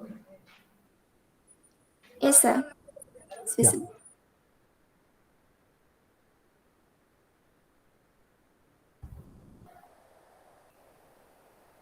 Yeah. So a very glad good afternoon to each and everyone present here. So now I would like to have a small discussion on my topic, qualitative analysis of Vedic multiplier design based on Urdav Triagvayam Sutra for real world application. So myself, Dr. Kumar, working as assistant professor in the Department of Electrical and Electronics Engineering in Amalchodi College of Engineering, Kandirapalli, Kottayam, Kerala. Yeah. And these are my co-authors. Yeah. So multiplication plays a vital role in digital electronics. I hope all of you are aware of analog electronics and digital electronics. Digital electronics are preferred in most of the applications and is widely being used in many real-world applications because of its high speed. Okay. So multiplication role is vital in signal as well as in image processing application. Me, basically a biomedical engineer, completed my doctorate in medical electronics. So I would like to focus the application of mathematics on medical image processing. Okay. So the multiplication role is vital in fast Fourier transform. Fourier transform is the basic transform domain approach, and in fast Fourier transform, multiplication role is vital. For the design of multiplier in Vedic mathematics, many sutras are there, out of which I found Urdav Triagvayam Sutra and most interesting one. So I am focusing on that sutra only. Already, if you see the literature, some of the people have implemented the Vedic multiplier using Urdav Sutra on FPGA. FPGA means Field Programmable Gate Array Logic. It is a processor. It is a VLSI processor. Processor means that process an algorithm and generate some valid results. The FPGA implementation of Vedic multiplier using this Urdav Sutra was found to have minimum delay, smaller area, and high speed. Hence, I would like to focus on that only. A qualitative analysis of some of the research works focusing on the image processing application of Vedic multiplier is also presented in my paper. The efficiency of the Vedic multiplier was found to be better when compared with the classical array multiplier. The array multiplier is the classic one. Booth multiplier is there and Lilold's multiplier is there. So compared to the classic multipliers, the Vedic multiplier, which was designed using Urdav Sutra, was found to have good speed, minimum computation time. The outcome of my research work as well as this presentation will pave a way to the researchers for choosing the Vedic multiplier for their research problems in signal and image processing. Yeah. So before going into introduction, I would like to have a small intro about what is signal and image processing. I hope all of us are aware of mathematics. F of x is a function. Y is equal to f of x means y is a variable that has the representation using the function f of x. If we plot a graph between x and f of x, we will get a plot. Okay. Signal is a one-dimensional variable. Image is a two-dimensional variable. Image processing refers to usage of computer-aided algorithm for the analysis of images. Especially in medical field, if you see X-ray, CT, MRI, PET, lot of medical images are there. Medical images are analyzed by physicians or doctors for the diagnosis of diseases as well as for surgical pre-planning. So the Vedic multiplier is found to have lot of application in the algorithm part of image processing as well as in signal processing. If you see the related works, some of the prominent authors have implemented the Vedic multiplier on FPGA processors. So that details I have provided in the introduction session.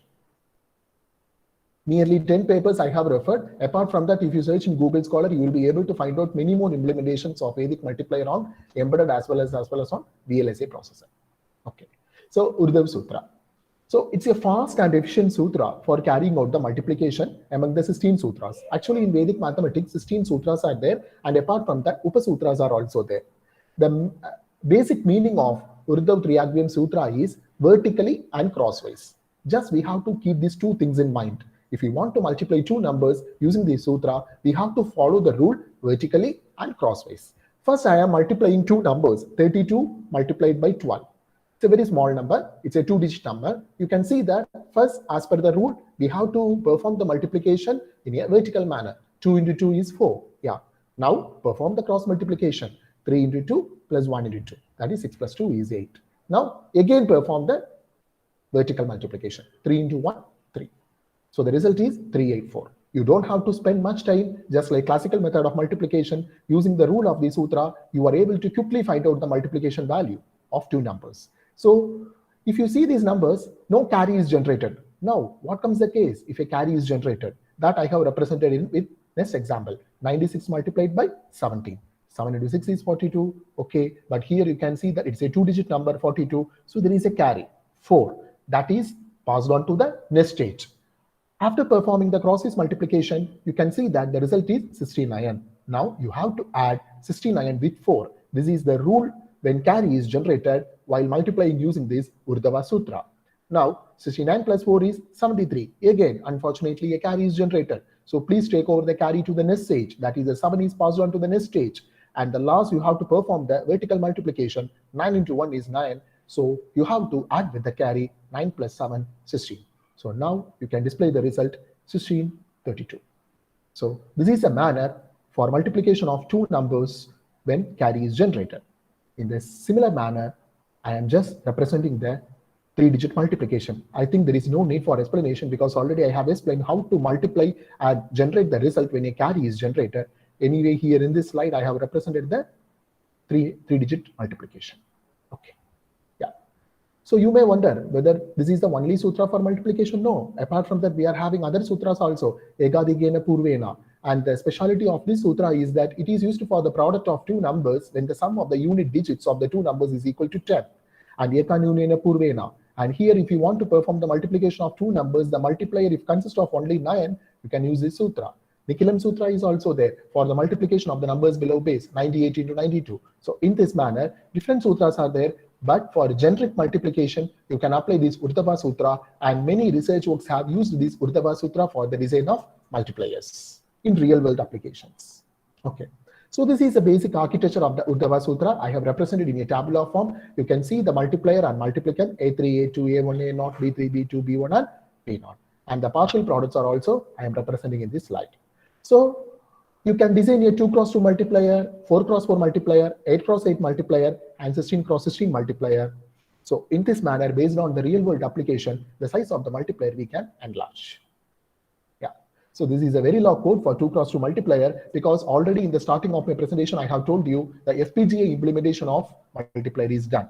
For FPGA multiplication means you have to use either Verilog code or VHDL code. The coding structure is similar to that of C or C++. If you are aware of C or C++ language, you can quickly code in Verilog or VHDL. And this is the 2 cross 2 multiplier program.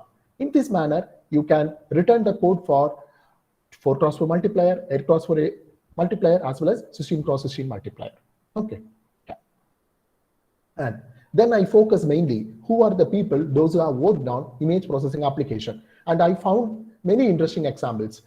Some of the others have used this Vedic multiplier for the designing of DCT algorithm, discrete cosine transform algorithm, as well as for the implementation of discrete wavelet transform in image processing also. Vedic multiplier was found to use, and partial cross split Vedic multiplier was incorporated in the Techibi transform for the compression of images. Vedic multiplier was incorporated in DCT for ASIC implementation. ASIC means application specific integrated circuit.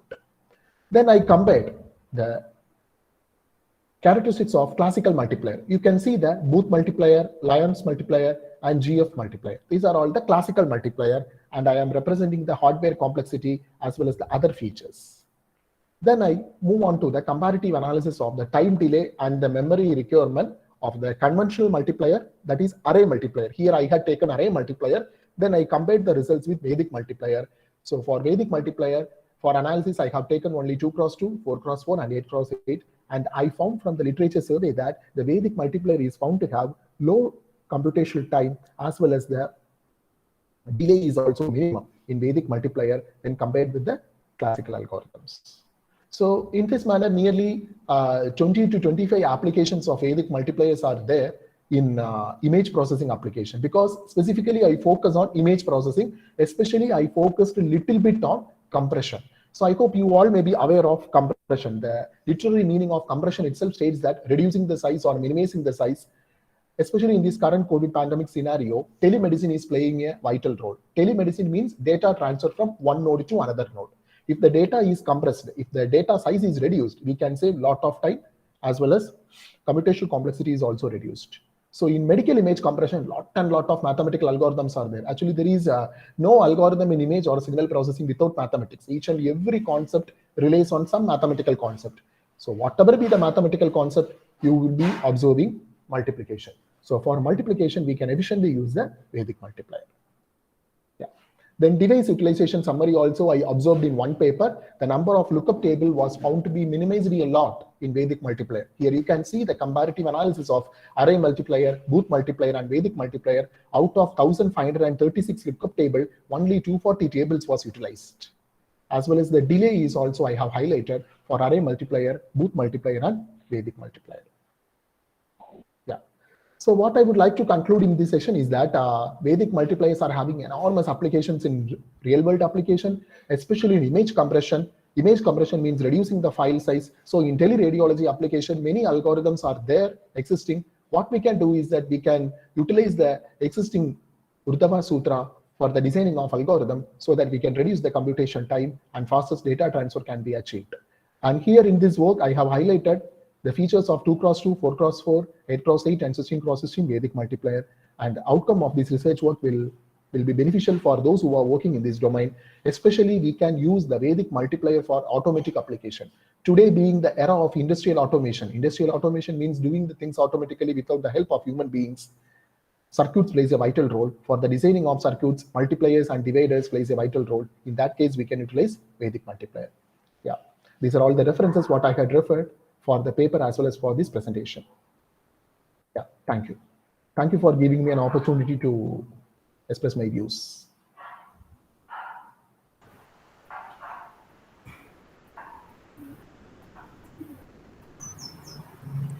Thank you, sir, for the presentation. Now it's start hearing session.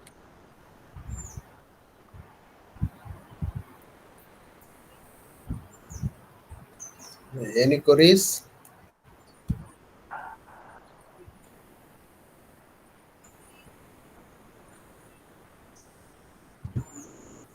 Okay, see, the Vedic mathematics sutras can be applied not only for decimal numbers, it can be applied for even binary numbers or even hexadecimal numbers also. So this is directly applicable in all of these digital signaling processing or these digital processes. Definitely. Yes, sir, yes. Yes. So if you combine, okay, you are talking about the Urdu Dirgham. If you combine all these sutras, yes, then it can be the efficiency. I think it can be improved much better. Yes, sir, sure. The only thing is that engineering people have to give a little importance to these sutras and they have to implement in their algorithms. Then only it will gain much prominence. Yeah. I think Since good it is awareness applicable is in needed. Yes, sir. Yeah, good awareness is needed, sir. I hope the conferences like this all will motivating others to realize the things what is existing in classical mathematics. Yes. So this can be applied in binary system also. So it can be directly because all the electronic systems are based on binary systems. Yes, so sir, definitely there also it can be applied, and again the cascading can be done so that you can use the minimum number of processes or the size of the processes can be reduced also. Sure, sir. Yeah. That's a very good application level, right? Industrial level and revolutionary thing. In fact, okay, so yes, let us congratulate people like you who are putting a lot of efforts in this and implementing in the industry level, which is the current advancements technological levels, right? Okay, so Sure, yes, sir. definitely this is going to be as in the medical field. Yes, as you said, definitely it is going to help to the humankind itself, right? Yeah, sure, sir. Okay, so if there is any other queries, or shall we move ahead? Thank you, Kumar, and yeah, thank you, sir. yeah, let us proceed. Up next on the list is Rashmi Yadav with 10th paper presentation. You may start now, ma'am. Thank you, ma'am.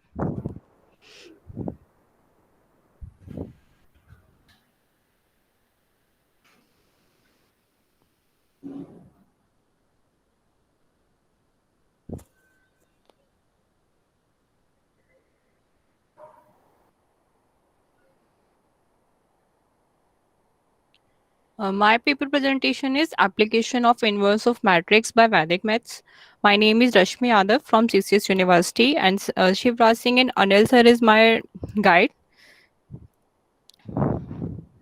Abstract. The continuous sadhana of Swami Bharati Krishna Tirthi Maharaj in Vedic Ganet, the solution of all the problem of mathematics exists. To solve all the problems, 16 Sutra and 13 Sub-Sutra have been given in Vedic Ganet. We have the inverse of matrix having a very lengthy process. So they are mostly getting error and take very last time. In this paper, we find the inverse of matrix by using the sutra Urdhva which means vertically and crosswise from Vedic Ganet. With the help of the Vedic method, we can easily find out the inverse of matrix and also help in checking the answer. So using this fact, we can solve simultaneous linear equation, inverse of matrix, power of matrix, etc. So we getting to solve the problem by Vedic Ganit will be time consuming and also decreasing error 10 to 0. Keywords Vedic Ganit, Urdhva matrix, determinant, system of linear equation, etc. Introduction of determinant. Determinant is an arrangement of element in rows and column which is in square form. Thus, when two row and column in determinant are present, it is called determinant. Second order determinant. Contain four elements. Similarly, 3 into 3 order. So 3 into 3 order determinant contain 9 element. Similarly, fourth order determinant contains 16 element and so on. By the use of Vedic Ganit Sutra, Urdhva determinant can be converted into a single step. Introduction of matrix. A matrix is a rectangular array of number for which operations such as addition and multiplication are defined. Most commonly, a matrix over a field is a rectangular array of scalars, each of which is a member of F34. A real matrix and complex matrix are matrices whose entries are respectively real number or complex number. More general types of entries are discussed below. Like this is a real matrix. The number, symbol, or expression in the matrix are called its entries or its element. The horizontal and vertical line of matrix in a matrix are called rows and column respectively.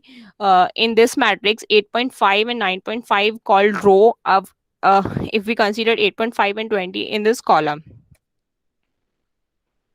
Solution of determinant. We will explain with example. Like first example है उसमें elements है 5 -2 2 4 then solution करेंगे तो cross wise vertically cross wise 5 into 4 -2 into -2 is equals to 20 plus 4 24 and example 2 इसमें हमने determinant we can 3 by 3 order in general form जो a1 b1 c1 and this is the urdhva method. Then we can solve this by this method. 5 20 plus 4 a1 b2 and a2 b1 a1 c2 it's consider for this matrix. We can apply this in the fourth order determinant and also apply in simultaneous equations. Solution of matrix. We will try to solve inverse of matrix by Vedic Sutra. Urdhva we will explain this directly with the help of example. In general form, a1 b1 c1 we will take 3 by 3 order matrix. So step 1 mein we will repeat the first and second row below the third row. We get this form. And step 2 we will repeat first and second column after the third column and we get, you can see in my screen. Then we will hide first row and column. Dotted line present the hide in adjoint A. You can see my screen. Then we will apply Vedic formula Urdhva method. We get this crosswise in here. जो हमारी रो है converted into column हो जाएगी. Then we will write the column in row like this. B2 C3 and B3 C2 minus करके we will get this. Step 5. We will show this with the help of example. Find inverse. Our matrix is A is equals to 1 2 3. Second row 2 3 2 and third row is 3 3 4. We find A inverse. Firstly, we find adjoint A. Then we will repeat the first and second row below the third row. Then we get again step 2. We will repeat first and second column after the third column and we get this. Step 3, we will hide first row and column. Dotted line represent the hide column and row. this. And we will apply vertically and crosswise sutra in step 4th. This will. We will write in column in a row form. Then we will get this matrix 6, 1, minus 5, minus 2, minus 5, 4, minus 3, 3, minus 1. Now we find determinant of A, then we get 1, 12, minus 6, minus 2, 8, minus 6, plus 3, 6, minus n. And when we solve, we will get minus 7. Then our final answer is A inverse is equals to adjoint A upon determinant A. So determinant we get minus 7. Our matrix is this adjoint A. This is the final answer. A linear equation using matrices, we solve with this example. We get a linear equation 3x minus 2y plus 3z is equals to 8, 2x plus y minus z is equals to 1, x minus 3y plus 2z is equals to 4. Then step 4, first of all, we write all linear equation in matrices form, or small x, y, z, like write x is equals to x, y, z, and equal equation like this, b is equals to 814. Then we solve equation ax is equals to b, where x is equals to a inverse b, equation 1, and a inverse is equals to adjoint a upon determinant a, equation 2. Now we find determinant of a, and then we get this. So determinant a is equals to minus 17, not equals to 0. And then we will repeat for finding a inverse adjoint a, we will repeat the first and second row below the third row. Then we get this. We will repeat the first and second column and hide first row and first column. Then we get this. Then we will write the column in the row form, and we get this matrices. Step 7, in this we get adjoint A, and step 1 we get a determinant. Then the equation, from equation 1, A inverse is equals to this. And then from equations 2, x is equals to A inverse B. So x A inverse is equals to 1 upon 17, and this matrix, and B is defined in the first equation 814. Then we row and column multiply, then we get 1 up x is equals to 1 upon 17, and matrices में 17, 34, 51, and then we get the final value of x, y, z is equals to x is equals to 1, y is equals to 2, z is equals to 3. If we solve the inverse of matrix by our conventional method, that's very large or hectic. That's why we use Vedic methods. Conclusion: Vedic method help us to boost a positive attitude and drive away from phobia of mathematics from the student, and our country has a rich environment of Vedic mathematics in history. So we need to continue Vedic mathematics in present era to make student life much easier in comparison of complex calculation. This method help us to improve overall mental development. This is my references. Thank you, sir.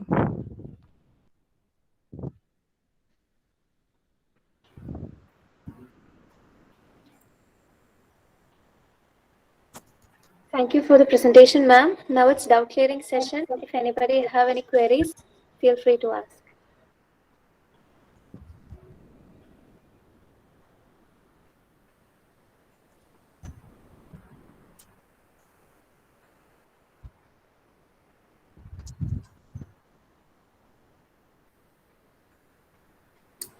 I hope no queries so far. So let us proceed. Okay, sir. I invite Mr. Sanup KS to present 11th paper. Sir, you can start now. Thank you. Am I audible? Yes, sir. Okay.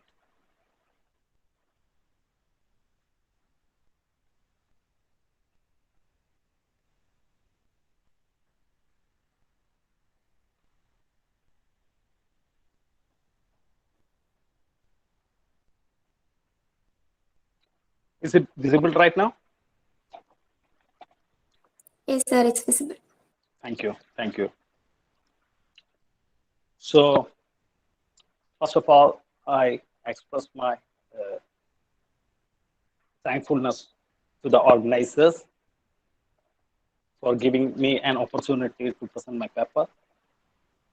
So my topic name is Interpretation of Sri Chakra using Vedic Sutras. Myself, Sanup KS. I am a research scholar from lovely Professional University, Punjab. So today is very important. That is why I mentioned this slide. In my slide, we all saw a picture of Sri P. Madhavan, called as Madhavji. And he is the person who found Tantra Vidyapeetham and taught tantric practices without any barrier of caste or religion. And in the right part, we can see a book, and the name of the book is Sri Chakram, which mentions about the mathematics of the construction of Sri Yantra. So today, why it is more important is, today is his memorable day, and at this time, I express my tribute to him. So this is the topic, and this is the slide which shows the 44 triangles in Sri Chakra. So the definition is, it is taken from Saundarya Lahari, Sloka 11. It says that Chadurbi Sri Kante Shiva Yuvadibi Panjabirabi Prabhinnabi Shambho Navabi Rabi Mula Pragriti Chadur Chatwarimshad Sudalava Kalasra Trivalaya Triregabi Sardam Tava Charanakonaha Parinidaha. So it's an amazing definition about Sri Chakra. It says that Chadurbi means 4. Sri Kanta mentions about Shiva. Shiva Yuvadi, that is Shakti, that is Parvati. Panjabirabi, Panja means 5. Prabhinnabi, that is just opposite of the first. That is, the actual meaning is 4 triangles based on Shiva and 5 triangles based on Shakti. They are just opposite and forms 9 triangles that called as Mula Pragriti. That is the definition for the first 2 stanza. And Chadu Chatwarimshad, that is, and their combination makes the triangle 43 plus the Bindu forms 44 triangles. That is the definition mentioned about the construction or about Sri Chakra. And this slide shows the layers of Sri Chakra. From here, the previous slide, we can see the triangles are arranged layer-wise. So you can see the outermost layer, and little bit deeper, we can further form the other layers also. So that layers I arranged in this manner. And the final layer, I marked it as the first layer, then one by one, second layer, third layer, fourth layer, fifth layer, and the 6th layer. So 6th layer is the outermost layer in Sri Chakra. And this slide, the layer-wise distribution is tried to explain here, layer-wise. That is in the outermost layer, that is in the 6th layer, 14 triangles are there. You can see that. In the left portion, 6 triangle, right portion, 6 triangle, 1 at the top and 1 at the bottom. Up 14 triangles. Then the figure B shows the 10 triangles, that is in the 5th layer, and in the 4th layer also again 10 triangles. Then 3rd layer it is 8. Then in the 2nd layer 1 triangle is there, and in the 1st layer, that is at the center, Bindu is there. And you know, all these layers have their own names also. The 6th layer is called as Sarva Saubhagya Dayaga. In that level, each and every layer have their own names also. So these arrangements, these triangles, I arranged the digits of these triangles in this manner. In this way, we can arrange that. That is 6. 6 is the left side. In the first figure, you can see that 6 triangles in the leftmost and right triangles, and 6 triangles in the rightmost portion. So thus digits I mark left 6 and right 6. Similarly, all layers, all those number of triangles I arrange in this manner. And what about the middle portion ones is the upper triangles and lower triangles. That is noted it as ones. So here we need to know that upper triangle, the number of upper triangle, upper pointing triangles, 1, 2, 3, 4, 4 upper pointing triangles we can see, and 5 lower pointing triangles also we can see, and final Bindu is there. So that triangle arrangement we can order like this. And this is the classification of triangles. Classification of triangles means the 5 downwards pointing triangles, that is regarding about Shakti movement that I marked, and the 4 upward pointing triangles, that is about Shiva triangles, and the rest of the triangles.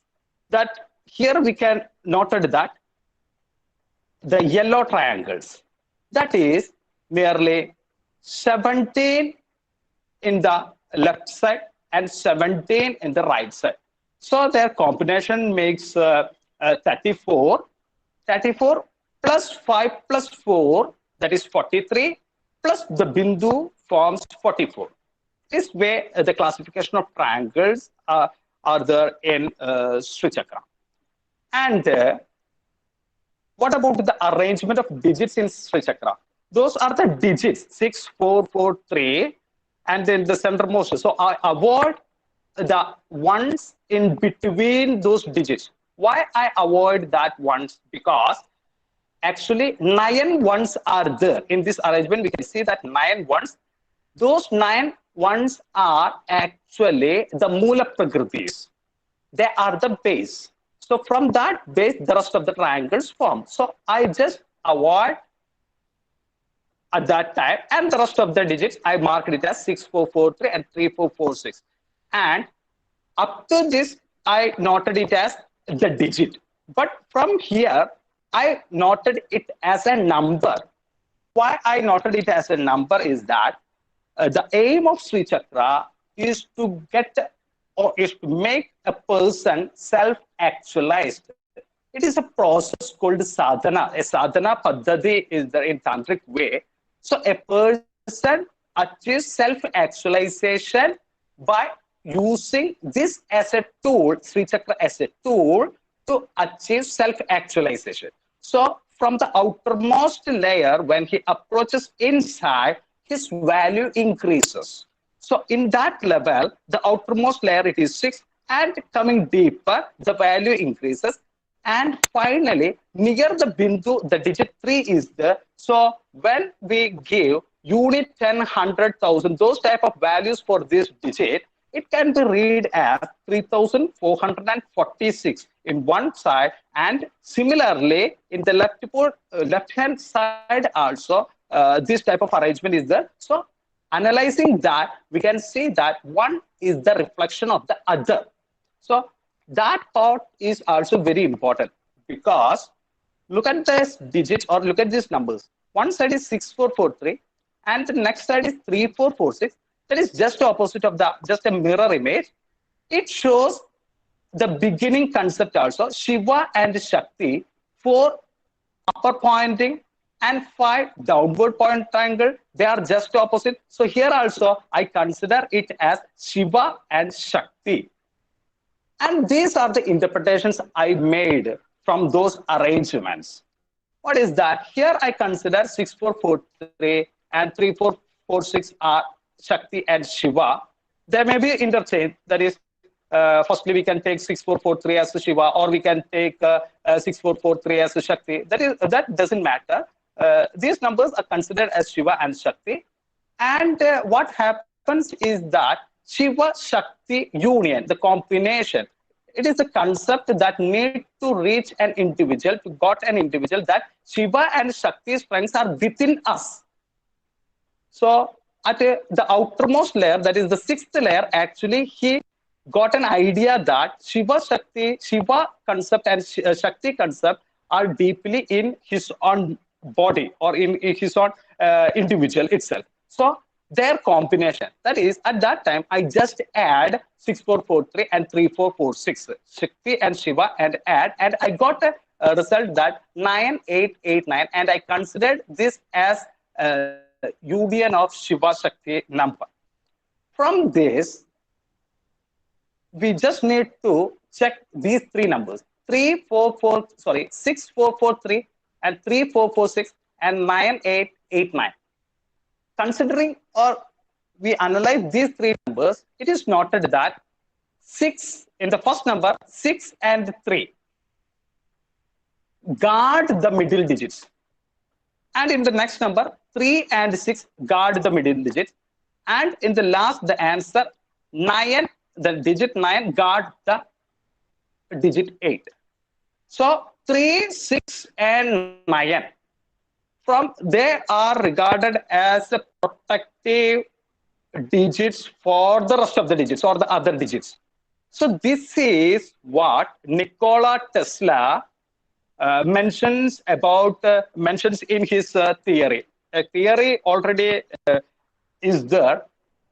The scientist who made that theory is Nikola Tesla, and theory is called the 369 theory, and it says that these digits have some, these digits are very important, and this is a code connecting the spirituality and the universe. So here also, from our calculation, we can directly approach, or we can directly get the result, or from this calculation we also get the result that 3, 6, 9 are very important, and it has some relation with the spirituality and the universe. So that is the first interpretation I made from Sri Chakra. And this is the second interpretation.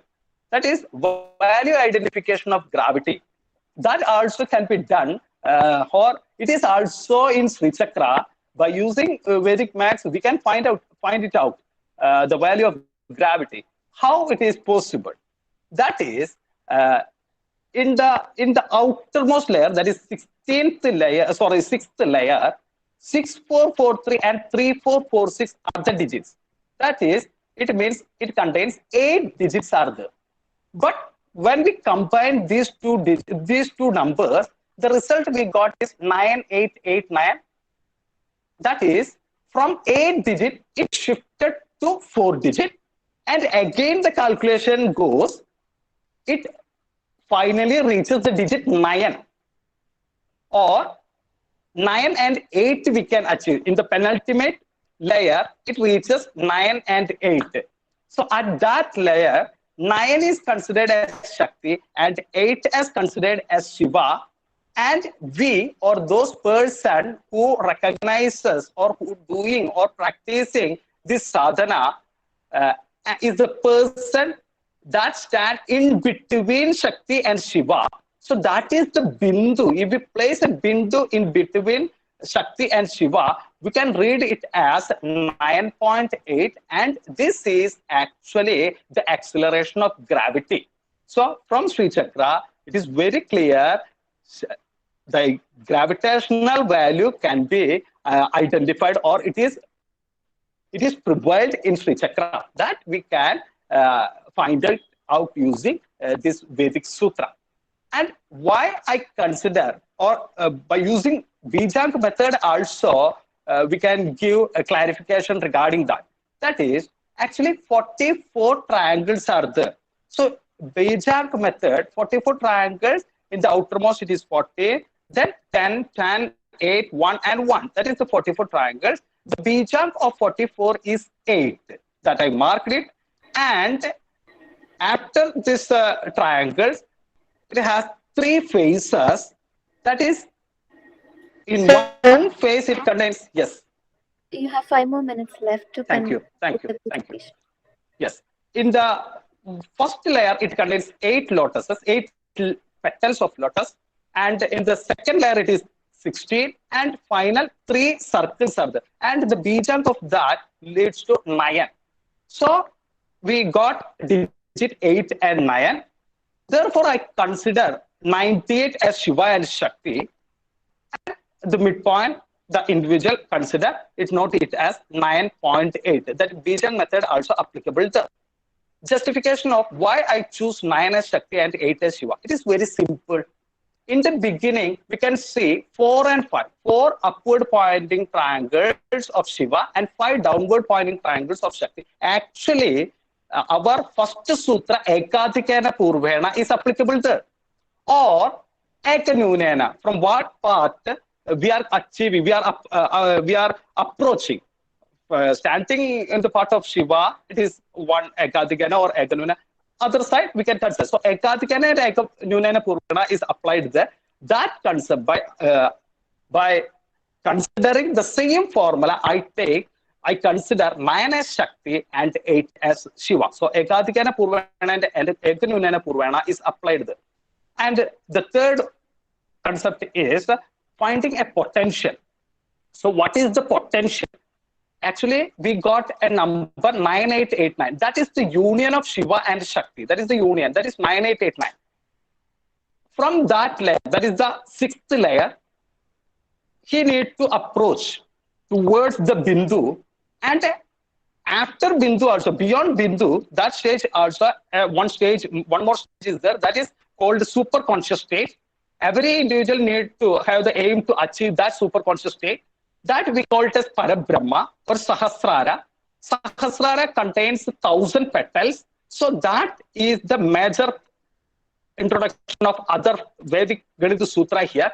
This 1,000, so I make Nigilam Sutra for finding the difference between the Shiva and Shakti union and the outermost or the final stage. And I got the result as 0111. And how I applied Nigilam Sutra there is, and one more thing, that is 0111. That is the result I reached.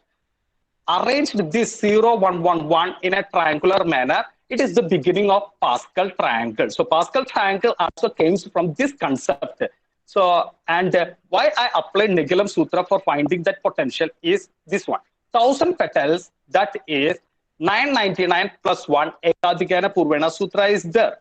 Nigilam Sutra, we go deeper. It is all from 9 and the last from 10. So there also we can see Ekadikena Purvena concept there. So in comparing the first and the second, we can say that Nigilam Sutra is equal to 1,000 petals. So from Nigilam Sutra, we can subtract 9889 and I got 0111. That is the potential I mentioned there. And this is the conclusion. And from this paper, analyzing this paper, analyzing Sri Chakra using Vedic Ganita Sutra, it is very clearly, we can find out the force of gravity, the value of gravity, and secret coding that already developed by Nikola Tesla, and the beginning of Pascal triangle. So the sutra I used here is Ekadikena or Ekanunana, we can consider Nigilam Sutra and Bijang method. Instead of this, we can even say that by Vilokanam also. So these are the conclusion of this paper, and these are the references I made for making this paper. And thank you all.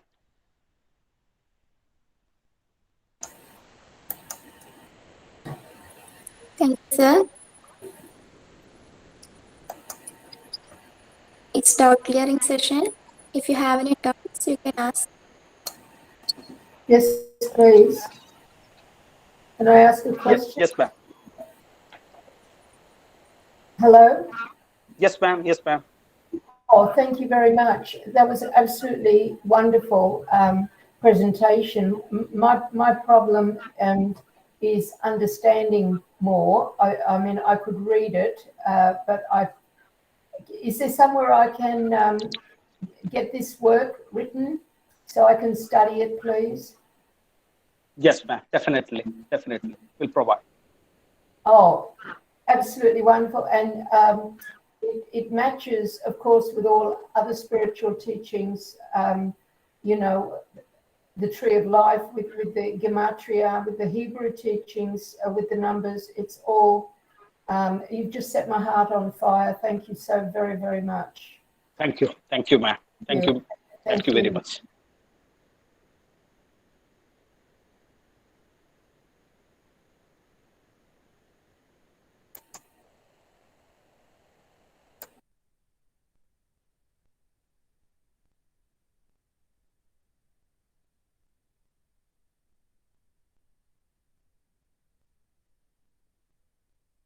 Moving on, the last presenters of the day are special. During the last 2 days in the conference, we listened to Vedic maths experts from various parts of the globe. Now, let us listen to two school students who conducted several Vedic maths workshops on Vedic mathematics and motivated more than thousands of students to learn and love mathematics. I invite Nandita D and Nivedita D to start their presentations.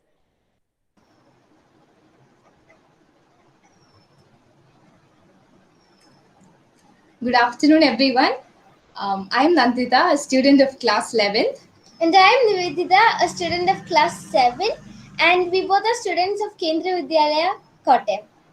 And we are here to share some of our experiences with Vedic mathematics. We'll just present our screen now.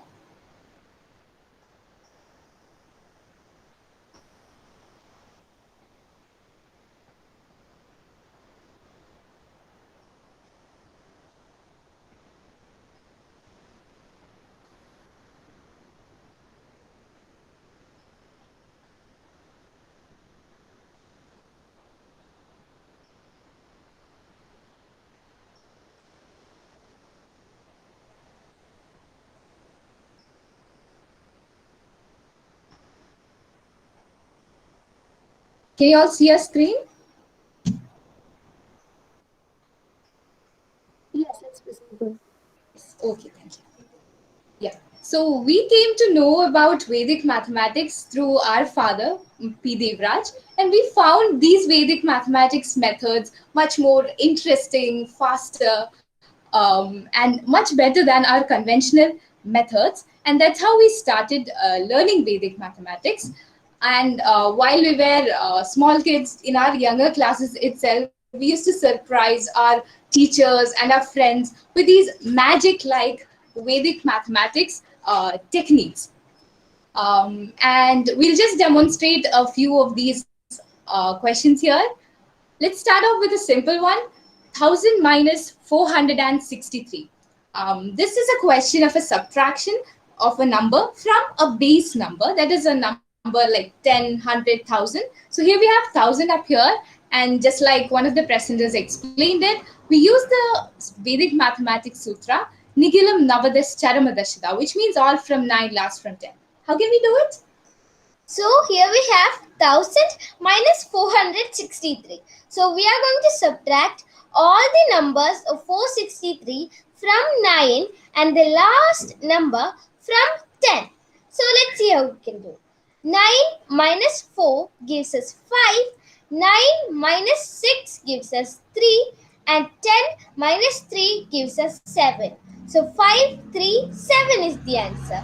Yeah, and with this Vedic mathematics technique, we could arrive at the answer in just a single step. But what happens is when kids, smaller kids, do it with the conventional methods, they have to carry it, and there are chances that they might make a mistake, especially when they are in an exam hall. So even if they know the method, the conventional method, they might end up going wrong in that question, which may affect their confidence. So using these kinds of Vedic mathematics methods can help children boost up their confidence in Vedic mathematics. Now coming to one more method, in multiplication. That is, here we have the squaring of a 5 ending number. This can be applicable to numbers like 85 times 85, 45 times 45, 25 times 25, and so on. And here we use the Vedic mathematics sutra, Egadikena Purvena. Let's see how we can do it. We have 85 times 85, and we are splitting this number. And on the right hand side, we have 5 and 5, and we multiply them. So 5 times 5 would give us 25, and then we add 1 to one of the digits in the right hand side, left hand side. Okay, so it would be 8 plus 1, 9. 9 times 8 would give us 72, and we directly got the answer as 7,225 without any workings, any calculations, right? So in this way, by learning Vedic mathematics, students are able to do the calculations faster. For example, once when I was in 5th standard, and there was an exam in school, and there was a question in maths where they gave a pretty large multiplication, and I was able to arrive at the answer without much of the steps, using a Vedic mathematics technique. And my teacher and all my friends were surprised at that, and they all used to learn from me. And sharing and learning more of these Vedic mathematics from a very young age helped both of us perform well in maths, develop that interest, as well as that confidence later on. So moving on.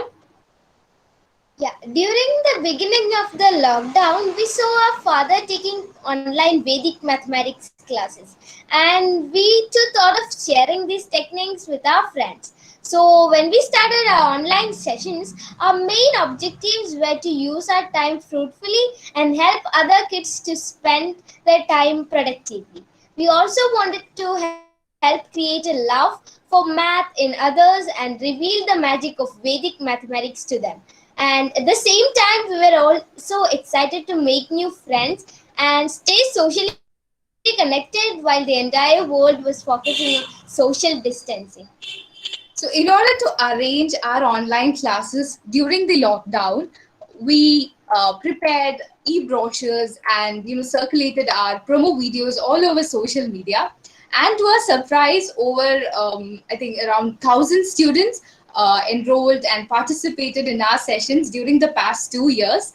And we could reveal the magic of Vedic mathematics to all these students, and they were all able to love math. And we also used child-friendly presentations, live interactive quizzes, and so on. Then the results of our program was that most of the students, all the students, started loving maths, and maths became their best friend. That is, that fear towards maths, all of those were gone. And as we explained earlier, these Vedic mathematics techniques could instill that love and confidence in doing math. They started feeling that okay, maths is something that we too can perform well. And moreover, they were also able to go beyond their textbooks. They started attempting puzzles, many riddles, activities, and all with the help of Vedic mathematics. They were able to solve them, and all of their attention went into that. They started thinking out of the box. They developed their critical thinking abilities. And the best feedback we received from their parents was that they no longer had any time to focus on video games, because they were totally into math games, all the riddles, and into learning more and more Vedic mathematics techniques. And those were the feedbacks those were the effects we got from the students who attended our programs during the past years. The benefits we got was we both were able to do well, let it be in school, and in learning as a whole. Our attitude towards learning changed. We were able to enjoy it, and it also helped me crack competitive exams like National Talent Search exam. And we were able to become more confident in our abilities to do mathematics. We could do it as if we were playing a game. And then Yeah, also media covered our programs, and CBC appreciated our work on Vedic mathematics. And And we got an opportunity to present a paper in international conference conducted by IVM UK, and also to take a workshop for students all around the globe. And we were also appreciated by Kendra Vidyalaya officials and got an opportunity to conduct a Vedic Maths workshop for our school. Yeah, so those were our results. I thank all the organizers of this in conference for having us here to share our humble experience with all of you. Thank you so much.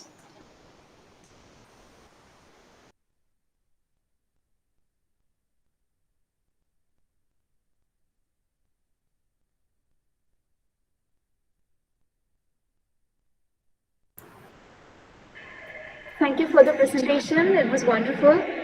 Now it's time for queries. Anybody can ask their queries. Feel free to ask.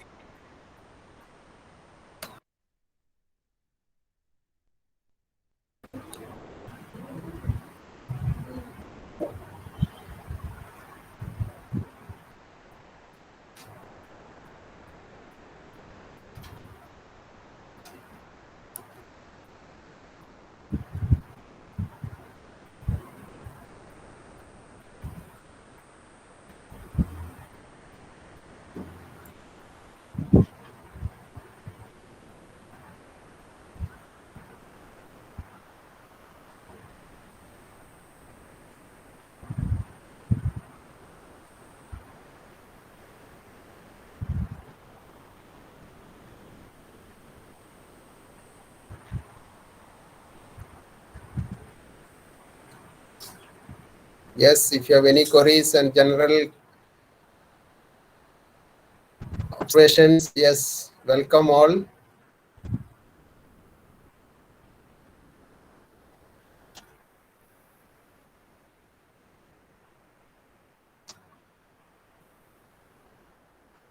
Yes, it is open. The forum is open. Okay, now we have a time, so you can express your views about these presentations, in particular about this presentation, or in the last 2 days presentation also.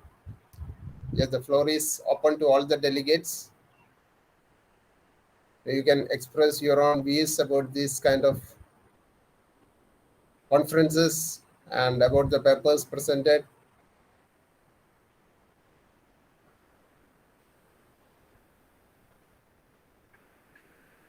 You, all of you can mute and unmute and you can speak yourself.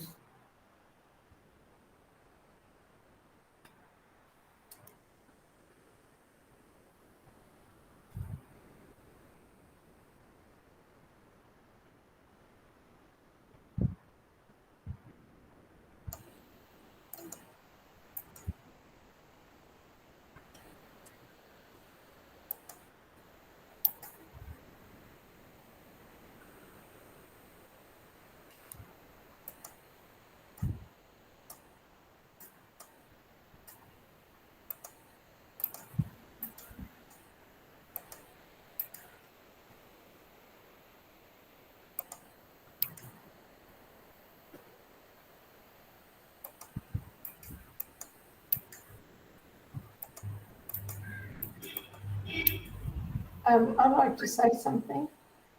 Yes, yes, please, please. Thank you very much. Thank you very much for this wonderful conference. I've learned so much this last 2 days, and congratulations and thanks to everyone. What I'm always thinking about is about the resistance in the schools where I am to taking on Vedic maths. I teach it privately. I teach Pebble maths in the schools. They're happy with that. But then to proceed to the later Vedic works, the schools are resistant. And that's my big, not problem, but my mission is to try and introduce Vedic maths into the general school curriculum here. I think that Ken Williams and other people in England have had a lot more success with introducing Vedic maths into schools. James Glover, for example, he teaches maths in a high school. and he teaches Vedic maths. Whereas here where I am, I've spent 25 years doing my very best to inspire teachers as to the benefits of I've been unsuccessful. It's only when I teach in school, but it's always the basic foundational work that I teach, and the rest that I teach of Vedic maths is only privately to private students. Has anybody got any suggestions for me? I don't know, 25 years of banging my head against a brick wall.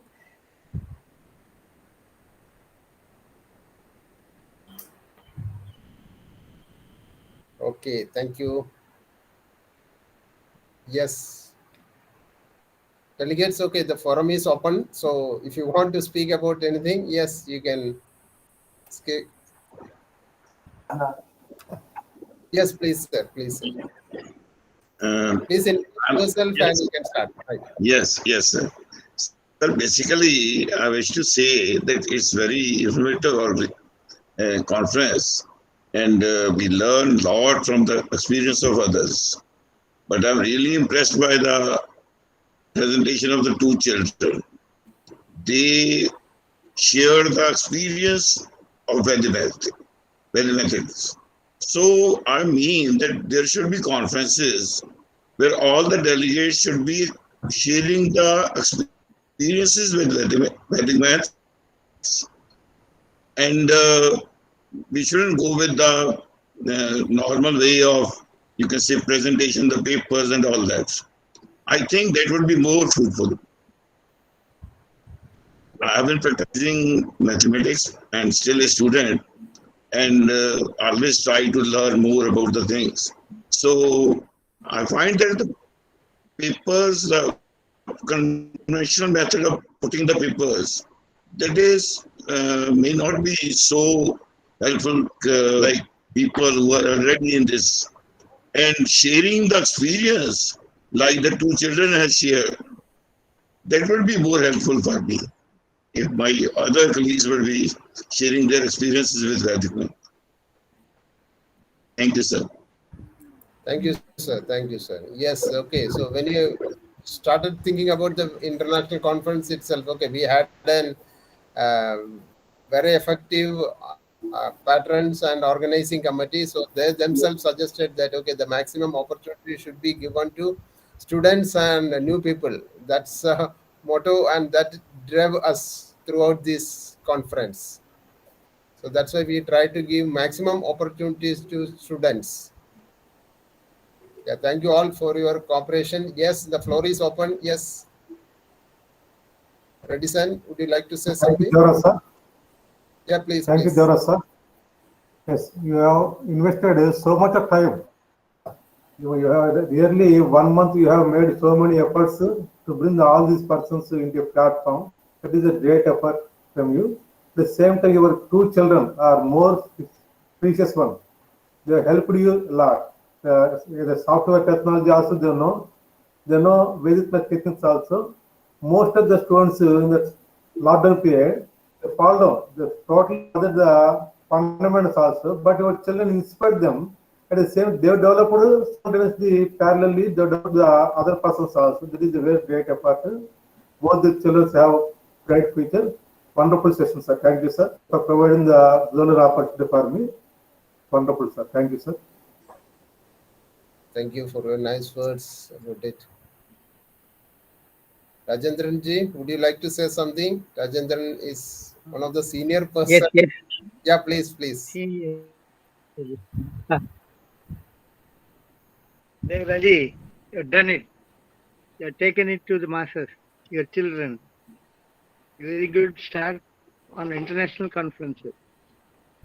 Normally, conference papers will be on a high level of research and all.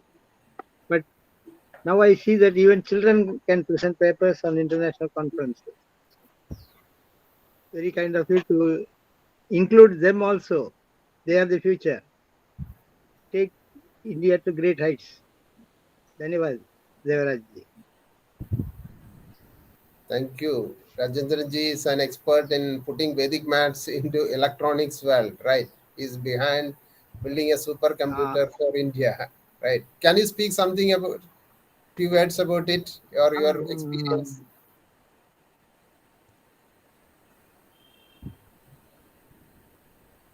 The basic idea is to give accurate results to any number of digits you need, even 10,000 digits or 20,000 digits, using the present day computers, off the shelf computers. Research is being carried on to see the day of light. Yes, that much is more than a research. Basically, we have to do more research in getting out the originals, source materials of these sutras and extend it further. Thank you, Devaraj ji. Thank you.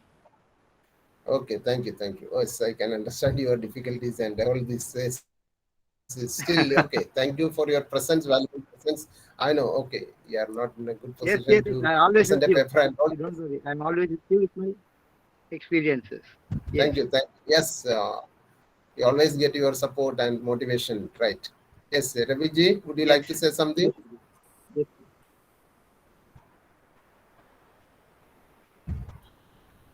Yes, the floor is open. Okay, that is for delegates. Yes, we want a platform wherein we can interact with the common people. Okay, the people who work in Vedic mathematics and ancient Indian mathematics fields.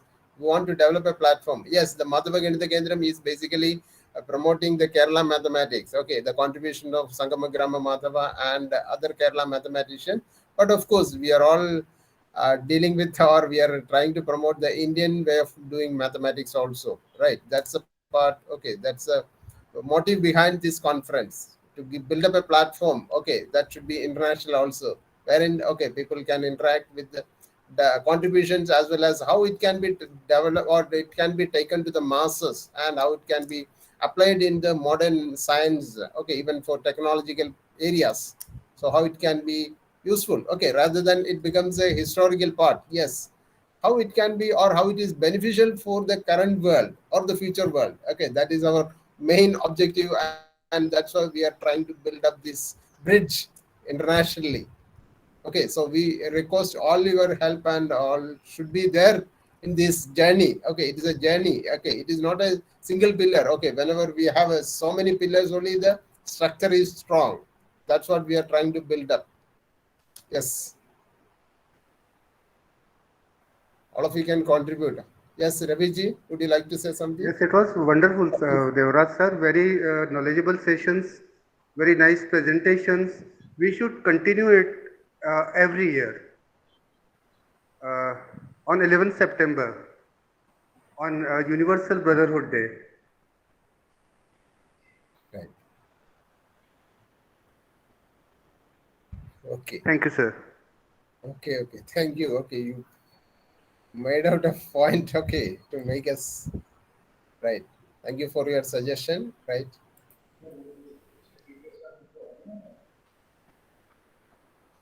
Yes, it is floor is open. Okay, those people who presented also can give your experience, and yes, especially those who people who presented it first time or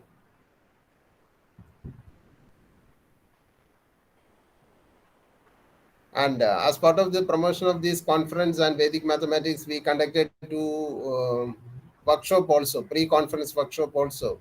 The first one was handled by Dr. Rajesh Kumar Thakur, and the second one was handled by Kuldeep Singh. You can see that Kuldeep is available, right?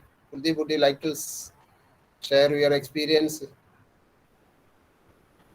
Or anybody? Okay, it is floor is open. Okay, there is no formality now. Okay, the floor is open.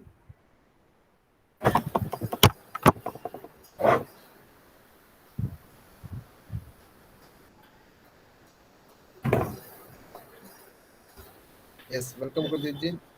Hello. Thank you, Devraj, for initiating this conference, and really it will motivate many people to participate in the conference, to do the research work, and it is a beginning of a what we can say we cannot predict the future of it, but I can see a very big picture of the shape of the conference will be very big in coming years. And thanks, William sir. Can William sir bless the conference? So definitely, this conference will be the best conference in the world in the field of Vedic maths. Thank you, William sir. Thank you very much, sir. Thanks, Devraj. Okay, thank you, Kuldeep ji, for your support and your motivation behind us, right? Thanks. Yes, welcome.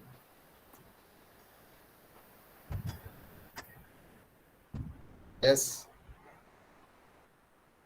We want an interaction, so that's why we are waiting. Okay, so everybody can say your own ideas about how we can take it to the masses or how it can be implemented. Hello.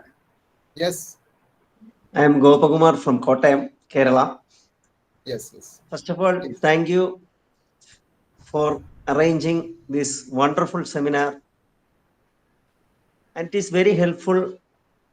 And it is the need of the time.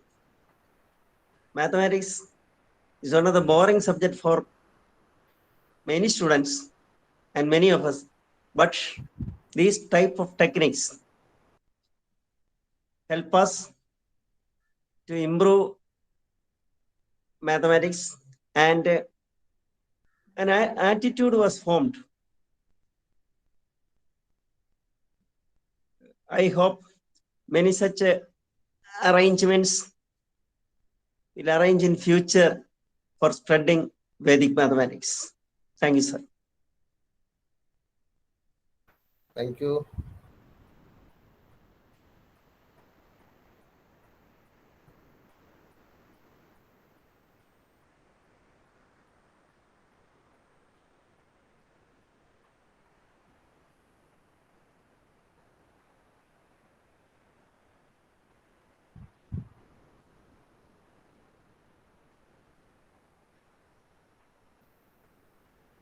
So I request all of you can give your suggestions, okay, how we can take it up and what all we can do jointly. Okay, it is not only an effort by me, it is a combined effort only. The Madhava Ganitha Kendram, the Shiksha Udyanyas, and with the support of Sri Shankara College. That's how it happened. Okay, it is not me alone worked for this conference, right? Okay, many of you motivated it also, okay, for this program or this conference.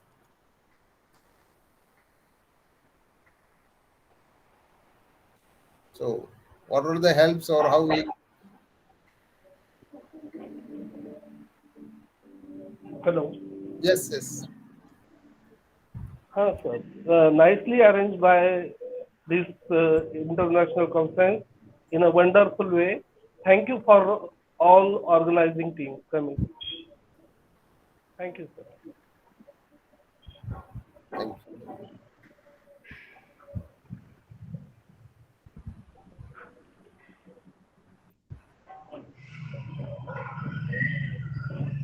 Devraj sir? Yes. Can you hear me? Yes. We should, in my opinion, we should go for higher applications. Vedic mathematics systems provides us integrated approach to different areas of mathematics. As the same sutras are applied directly for diversified areas like trigonometry, plane and spherical, positional astronomy, coordinate geometry, 2D and 3D, differential and integral calculus, we only need to add very few additional concepts and formula. The recent researches indicate that bulk of the problems in these areas can be directly solved, and it appears that bulk of the formula and identities which we use at present become redundant. It shall be interesting to go for higher applications. Yes, correct. That's a valid point. Right. Yes, sir. I do agree that we should go for higher application because Vedic math is there to help us in so many topics, not only with the multiplication or some kind of shortcut. So I do believe that Mr. Ravi Asrani but has told us we should go for that. Yes, actually, if you look at the ancient mathematics, especially if you look at the contributions of Kerala mathematics, actually they were doing higher maths, like spherical geometry and all, they were doing it. And they were doing it with ease. Yes, that's why I suggested. I know that you have been into that. Yes. I have a little bit knowledge of Kerala mathematics, but not to that extent. That's why I said that it should be spread to all areas. Yes, that's the reason. Actually, they want to calculate the celestial movements. Okay, celestial movements. Okay, the position of the planets. They want to assess it. Okay, because of the various reasons, because of the socio-economic reasons. One was that how to find or to find the exact muhurtams, the time. Then okay, to find the weather conditions, because all the industry or the farming was depending on monsoon. So these were the two reasons. They were actually trying to find exact time as well as the weather conditions. So for that, it was necessary to find the position of the celestial planets. Yes, to assess find out the celestial planet without any equipment. Yes, exactly. Now we have They just, yes, a pandit in a temple just recite a mantra and will be able to tell the position of system and all that. Just that's all you can say the rich things we have in our country. So we should be spreading all that kind of, for our mathematics also. Correct. Very nice, sir. Stephenji, would you like to say something? Rajendran here, ji. Yeah, please. One more suggestion is, we have a literature of more than 5,000 years with us, right from Aryabhatta to Vedas to current day. We have to form a team which will do research and bring out all these systems, methods of working, algorithms to the present day computing world. We have to take a step forward. Instead of just presenting single papers, we have a research center which will do this, start doing this work. Maybe the audience here may be interested in such type of research also.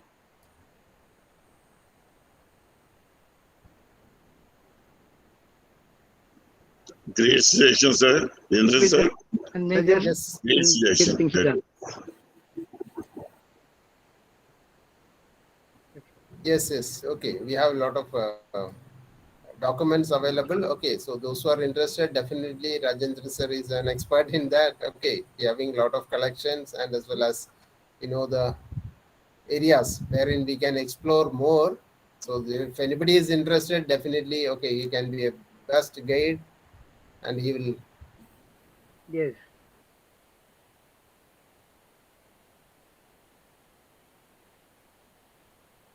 Hello. Hello.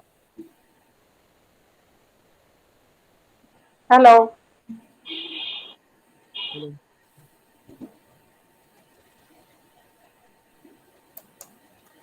Yes, ma'am. Hello.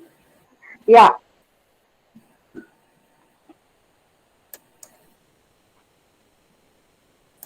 If the government supports this kind of research, then definitely something can take place. I think we should have a foundation for research where we can pull up some money and that can be encouraged people to do research and we can have patents for that and that should be promoted, I feel. Rajendran sir and myself, we were planning for a project, minor project, but unfortunately we could not submit to UGC. But everything was ready and then we went for submission to take up the project and then there something happened, we could not take up. But if there is a voluntary organization which promotes this kind of research, then definitely India can become something like So that's what I feel. Yes, we'll coordinate with Devaraj. To him, we'll coordinate and do something. Yeah, yes, sir. Yes, sir. Yeah, that's what. Okay, we want to build up a big platform. Okay, so individual. Yeah, there should be a big platform so that people should be promoted to contribute, and then it should have strict rules that it cannot go out of the country, and we should get the patents for those things. Whatever work we are doing today. Yes. So definitely Rajendran sir have done lot of research, and definitely he'll be guiding us, and if we all take up some kind of work. Correct. Thank you. Thank you.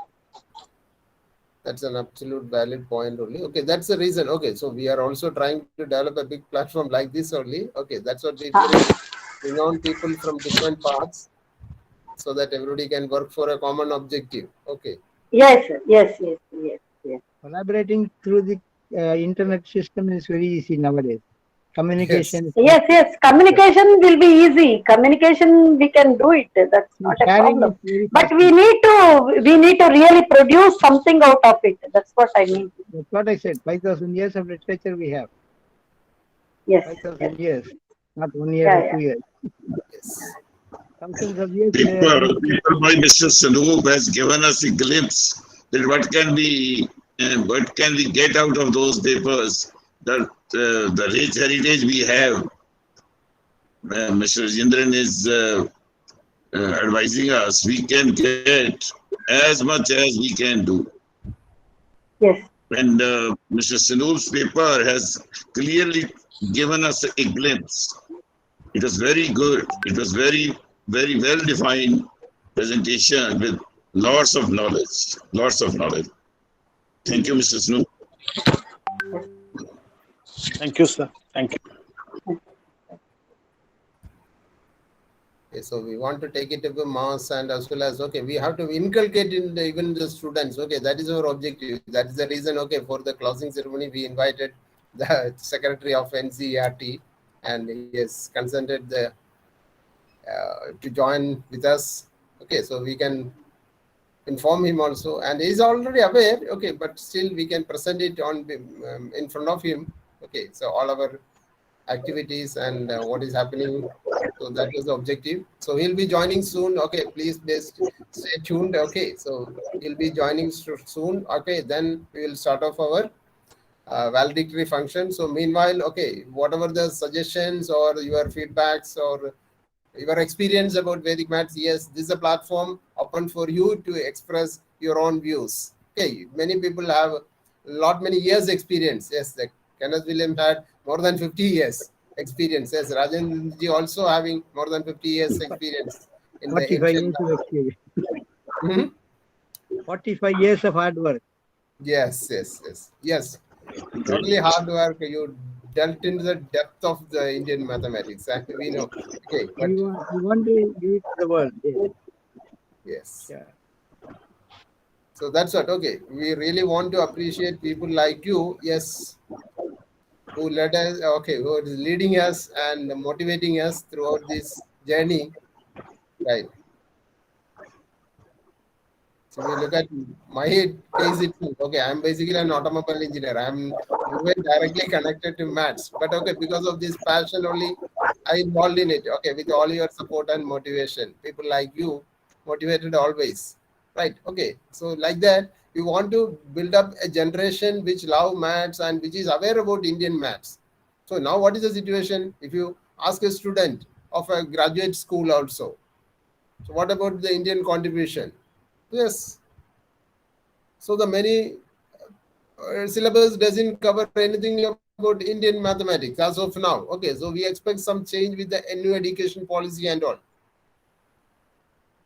So that's the idea behind this conference, and we want to build up the platform so that yes, the new generation should be at least aware about the contributions, and so that they can build upon it. Okay, if you ask about the Indian contribution, okay, the Manjul Bhargava may talk about it, but what about the Indian students? Okay, so we are happy to see that. Okay, two colleges in Kerala are already doing this add-on program as Vedic mathematics certificate programs. So, okay, in the next coming years, more and more institutions, I hope, will come up with such initiatives so that it will be taken up to mass. Okay, so I just yes. want to share one thing. I have been teaching to the students who are preparing for SSC, CGL, and PO and all that. And I have been using so many shortcuts and all that. One thing very interesting is the number root of Vedic math. But I'm really sorry that it is not included in any kind of curriculum, either in school or college or even post-graduation.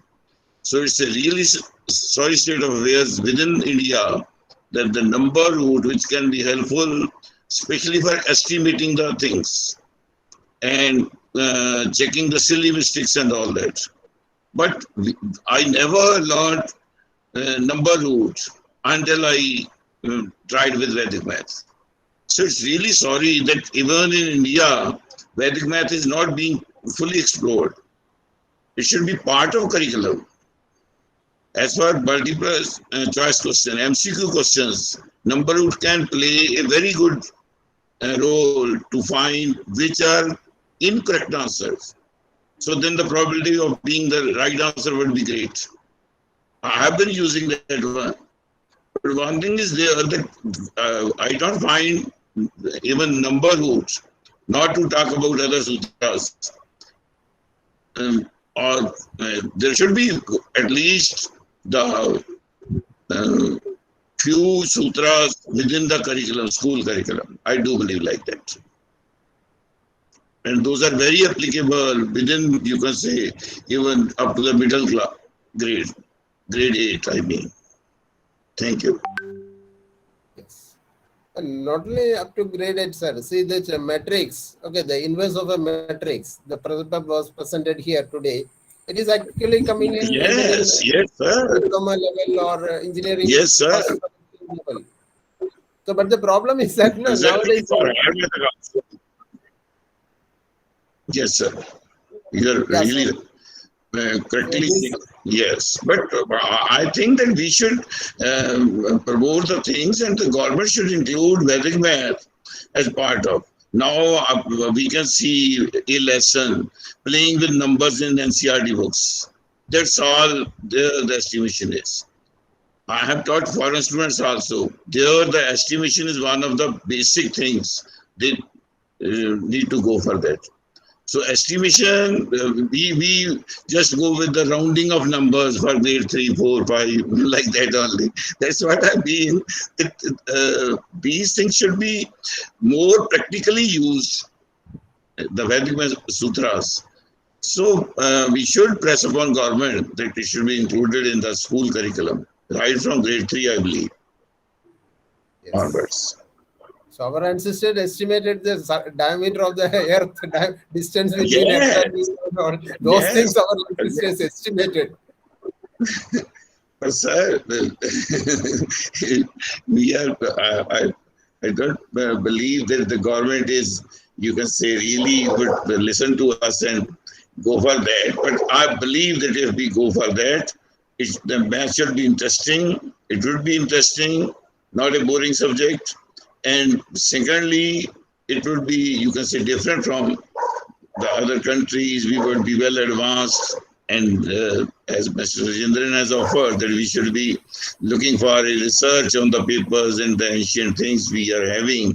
It's a very good idea. And we can, again, you can say, get so many ideas regarding mathematics. And again, I would say practical mathematics. Yes. Thank you, sir. Yeah, so that is our ancient way was entirely different. Okay, getting the accuracy was also important. Okay, when they were dealing with big numbers, okay, definitely their estimation was also perfect. Okay, that's when the value of pi.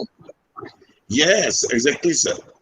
But sir, in MCQ, what I mean that if ABCD is there, and where there is nectar marking, especially in competition exam, NEET or like that, if we have, you can say, taken out the wrong, impossible answers, then the probability would be good and the student will be in a position to get better marks and go to the right answer.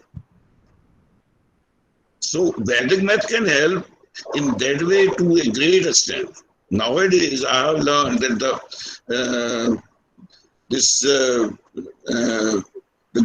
in technical colleges, when the campus placement is there, the employers are asking questions based on Vedic math, square roots, and cube roots like that. So it's very good idea that how fast we can work mentally, and that is the best way Vedic math can teach us. I do believe that we should be promoting Vedic math in that area also. Yes, correct. Okay. Absolutely.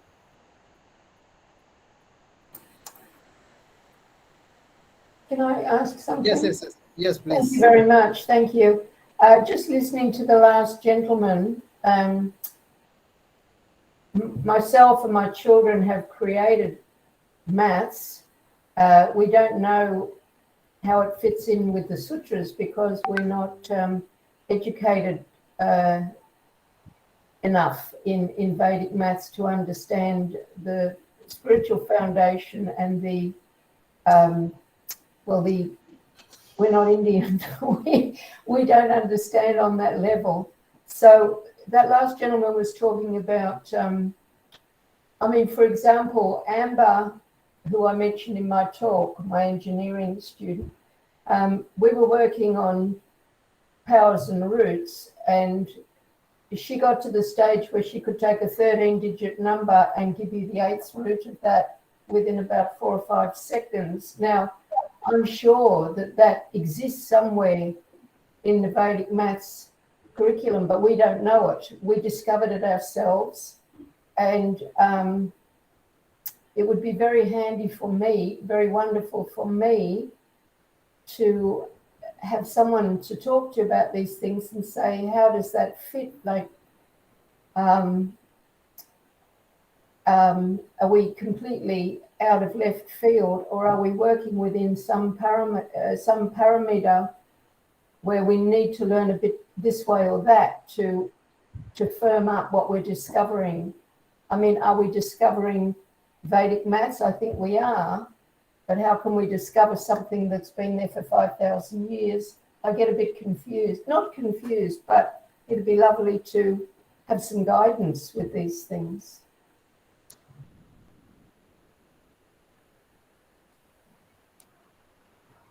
Okay, fine. Good. Okay. So, okay, regarding this contact details, yes, it can be shared, no problem. Okay, it is a common platform, and of course, okay, all of you can just share your details and feedback also, but please stay with us. Okay, so we are going to have a very colorful closing ceremony with the presence of NCRT secretary. So please stay with us, okay, so that we all want to know what his opinion and what he wants to implement everything. Okay, we can hear from the NCRT chief. So please stay with us. Meanwhile, you can give your details in the form which I shared in the chat also. And for your information, okay, we would like to, or we are in the process of publishing these papers, okay, whichever we got and presented. And yes, we are in discussion with the publishers. So yes, of course, after review and modifications only it will be come out. So it will take a little bit time, of course, but I request all the presenters, okay, please follow the guidance which will be given to you all within 1 or 2 days, so that it should be in the uniform format, and you can have a facility to add on or modify something, so that the final review can be done within short span of time and we can go ahead. So definitely we want to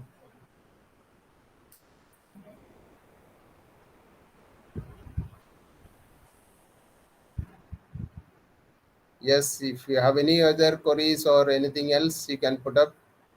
And shortly we will start our valedictory function.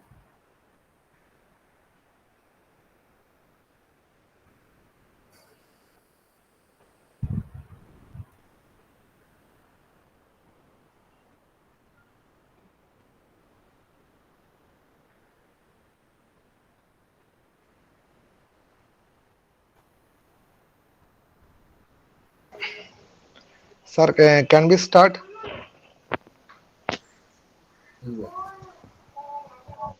Vinodji join. Yes. We are starting the closing ceremony. It's my pleasure to invite Mr. Vaishak KN, Conference Coordinator, for welcome note.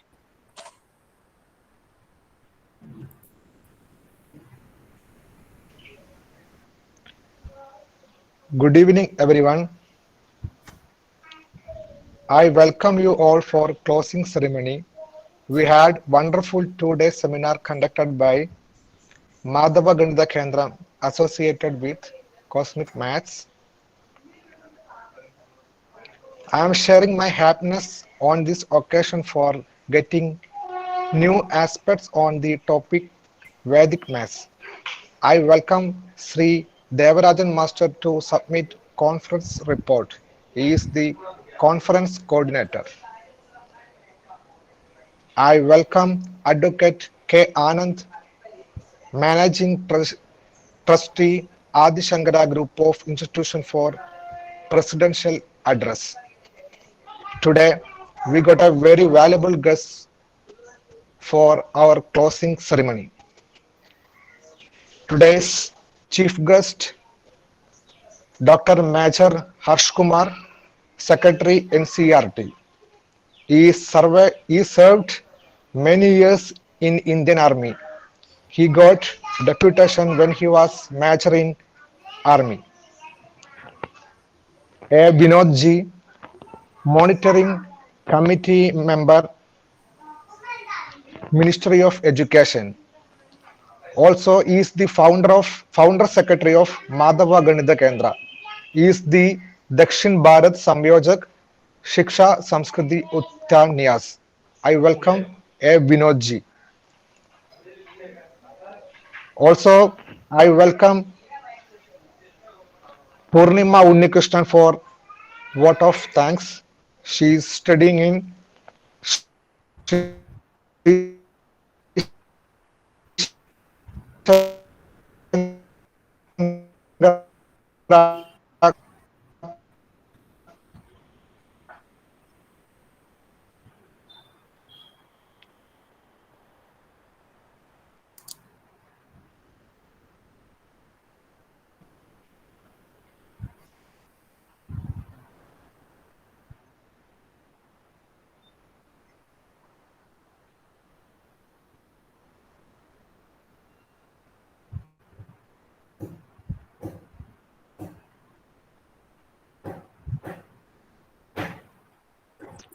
So you are not audible. Okay, so good evening all. So I'm extremely happy to present the conference report on behalf of this organizing committee. So today is a wonderful day because if you look at the date 12 plus 9, so it is 12th day of 9th month of 2021. So mathematically it gives an equation. So like this today in the history of Vedic maths and Kerala, it's a golden day because this is the first time, I believe, an international Vedic maths conference has been organized in or based at Kerala. Okay, even though it is a virtual meeting.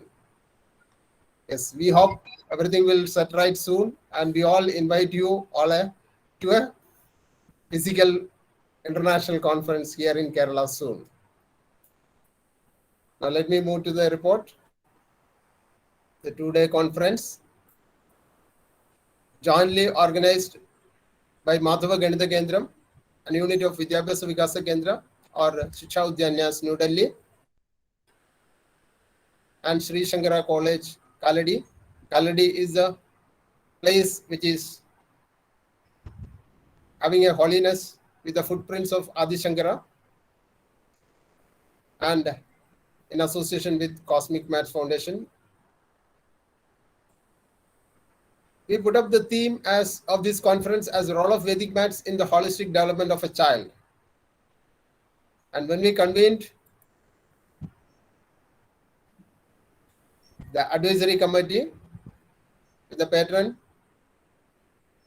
and all of the dignitaries, we had several meetings, and based on that, we formulated all the guidelines and all the formalities of this conference. Then for the promotion of this conference, we organized 2 pre-conference workshops. The first one was on 29th August by Dr. Rajesh Kumar Thakur, and 95 participants were there in that pre-conference workshop. And the second pre-conference workshop was on Teachers' Day, 5th September. There we were focusing mainly on students. 105 participants were there in that workshop. Kuldeep Singh was the faculty on that day. And for our response to call for papers, 17 abstracts were received within short span of 20 days. Review committee headed by Dr. Sriram Chaudhewala and experts selected 12 papers for presentation, and based on that 12 full papers received and approved for presentation. The conference has been inaugurated by Professor C.G. Vijaykumar sir, Honorable Vice Chancellor, Maharishi Pandni, Sanskrit University, Ujjain, and Professor V.P.N. Namburi sir, Chairman of the Madhava Ganitha Kendram was delivering the special talk, and Kenneth Williams and Vera Stephens were the invited speakers for these 2 days. Apart from this, we had these papers. Viswanathan Unkalkar sir presented Vedic methods for division by 9, and Ravi Asrani on holistic development of the human through Vedic mathematics, and Naveen Kumar on homogeneous differential equations, Rajesh Ramachandra Biyani on philosophy of Vedic mathematics and application of skill development of children were the papers on the first day. And on second day, Reddy Venkatavara Prasad Rao used Vedic mathematics Anirubena Sutra with the different base applications, and Vijendra Kumar on vinculum applications and innovations in pedagogical techniques. And Dr. S.N. Kumar presented the paper on quantitative analysis of Vedic multiplier designs in the electronics area, and Rashmi Yadav on application of inverse matrix by using Vedic mathematics, and Sanu presented paper on Sri Chakra and Vedaganitha Sutras, and Nandita and Nivedita presenting their own experience as students in this conference. And 11 papers were altogether presented, as one delegate could not do this presentation physically because of his inability, and 89 delegates registered for the conference. And yes, we had 3 special talks in this conference, and we are providing e-certificate to speakers and presenters as well as delegates who registered.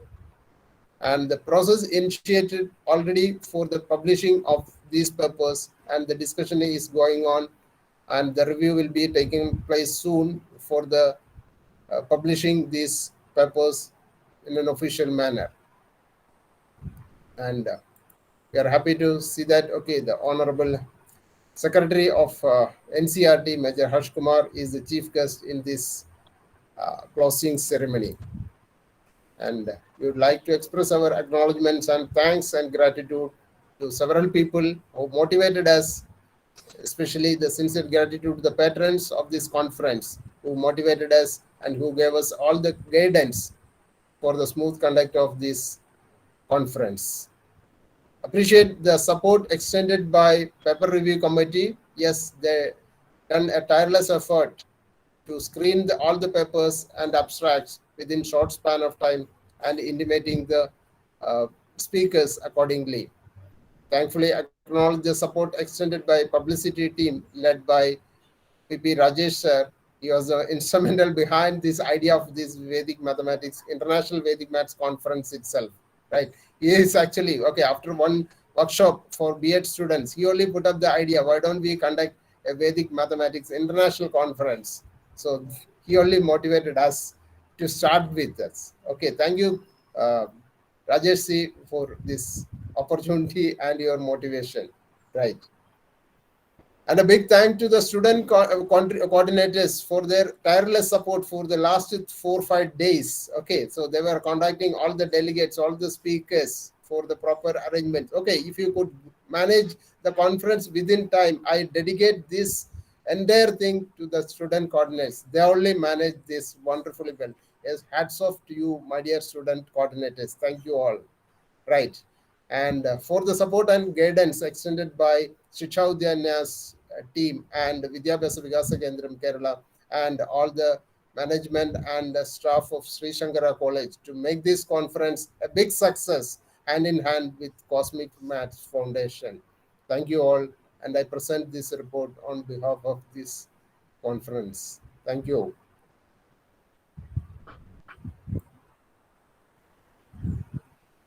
Thank you, sir. I gladly invite Advocate K. Anand, Managing Trustee of Adishankara Group of Institutes, for Presidential Address. Chief guest of the day, Major Harsh Kumar Ji, other dignitaries and resource persons.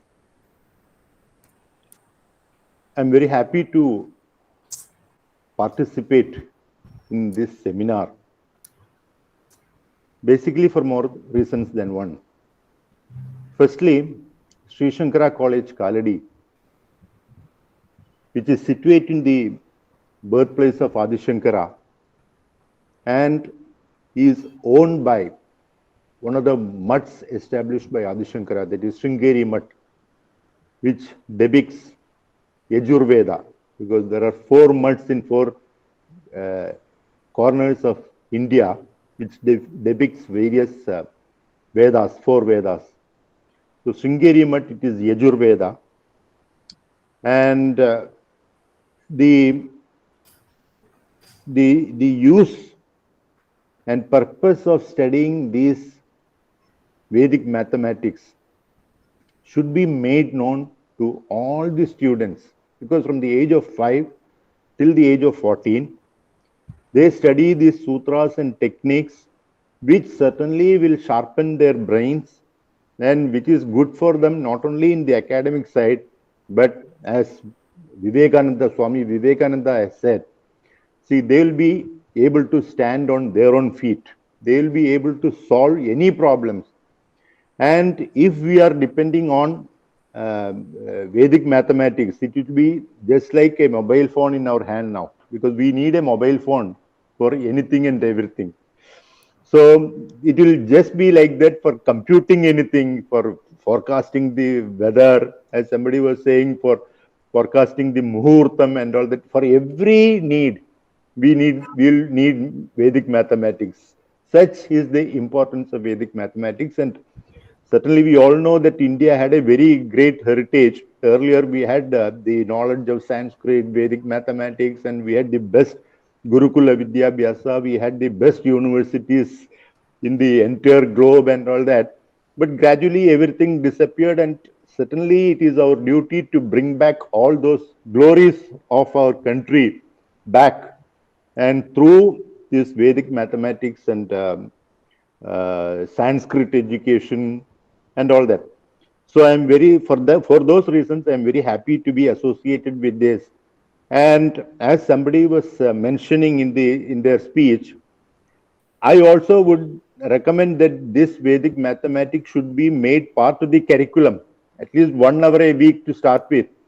Gradually, if they learn the basics of that, I'm sure that will be self-motivated by the studies of Vedic mathematics and Sanskrit language and all that.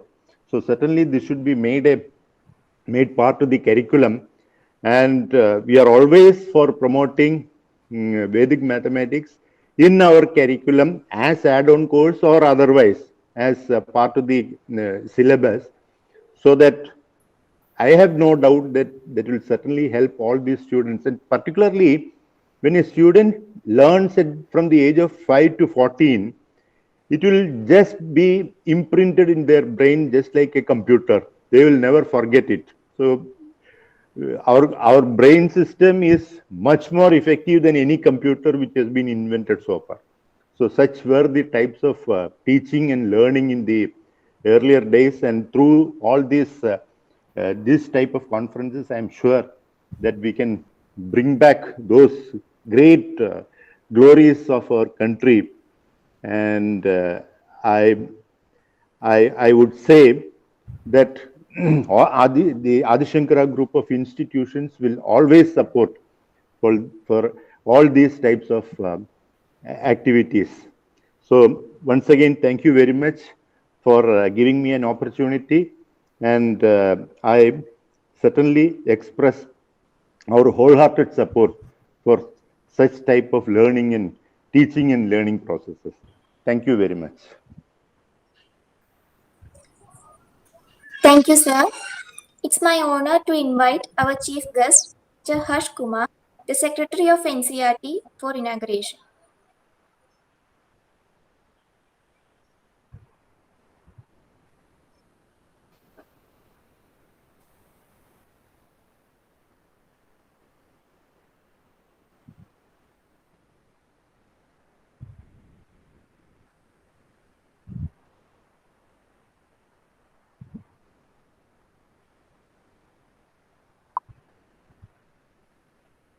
Just wait a second. I think he having some technical issue. Right? Wait a second. Right?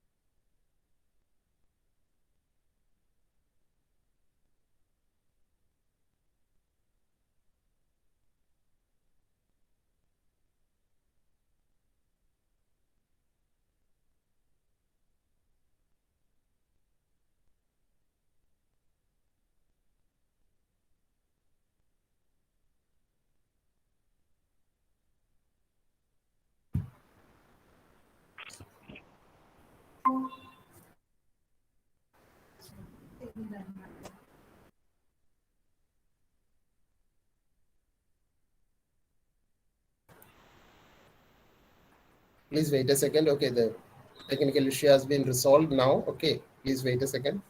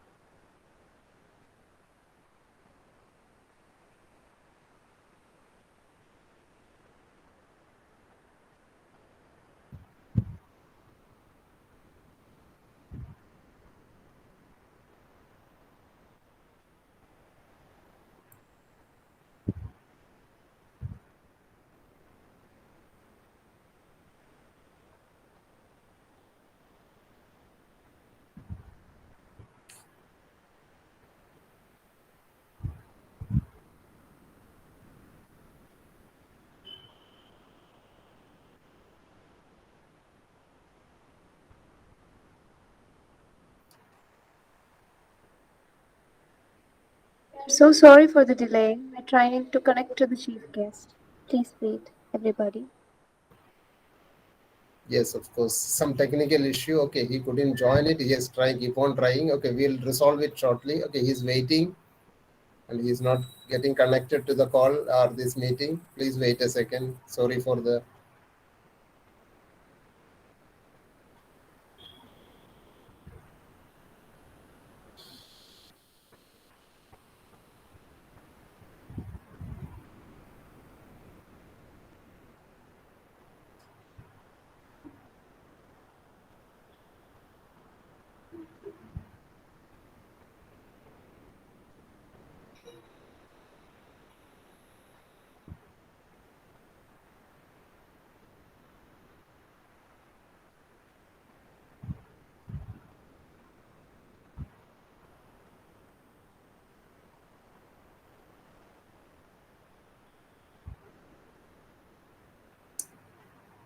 Yes, welcome, Major Harsh sir. Please proceed. Sir, sorry for the delay and technical issue. Yes. Sir, we were waiting for you, sir. Okay, Hey, so I was trying to yes, connect you, yes, but yes, it was not getting through. yes, I'm yes, so yes. sorry. My No sincere problem. apologies. No, sir. It is our pleasure being you all with you. That's right. Okay, thank you, sir. You can. Yes, we were waiting for your presence and your deliberations. So we completed these 2 day sessions with 12 papers presented and 3 invited speakers from abroad also, sir. So yeah, around 89 delegates registered and participated throughout these 2 day deliberations, sir. Thank you for your being here today. And now it is over to you, sir. Please. A very good evening to all the present dignitaries and all the celebrated, learned uh, knowers of Vedic mathematics and other who have presented their paper. I am my sincere apologies as I was not getting through.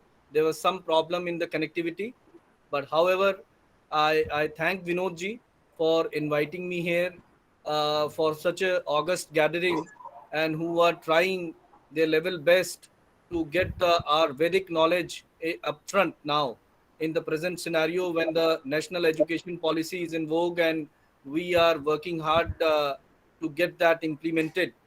And I'm very thankful to Vinodji again, and I have seen Vinodji working so passionately for this the national education policy all over the country, and he has been to many places. We have been together, and I've seen his passion, working for this. And let me tell you that we are very serious on implementing this.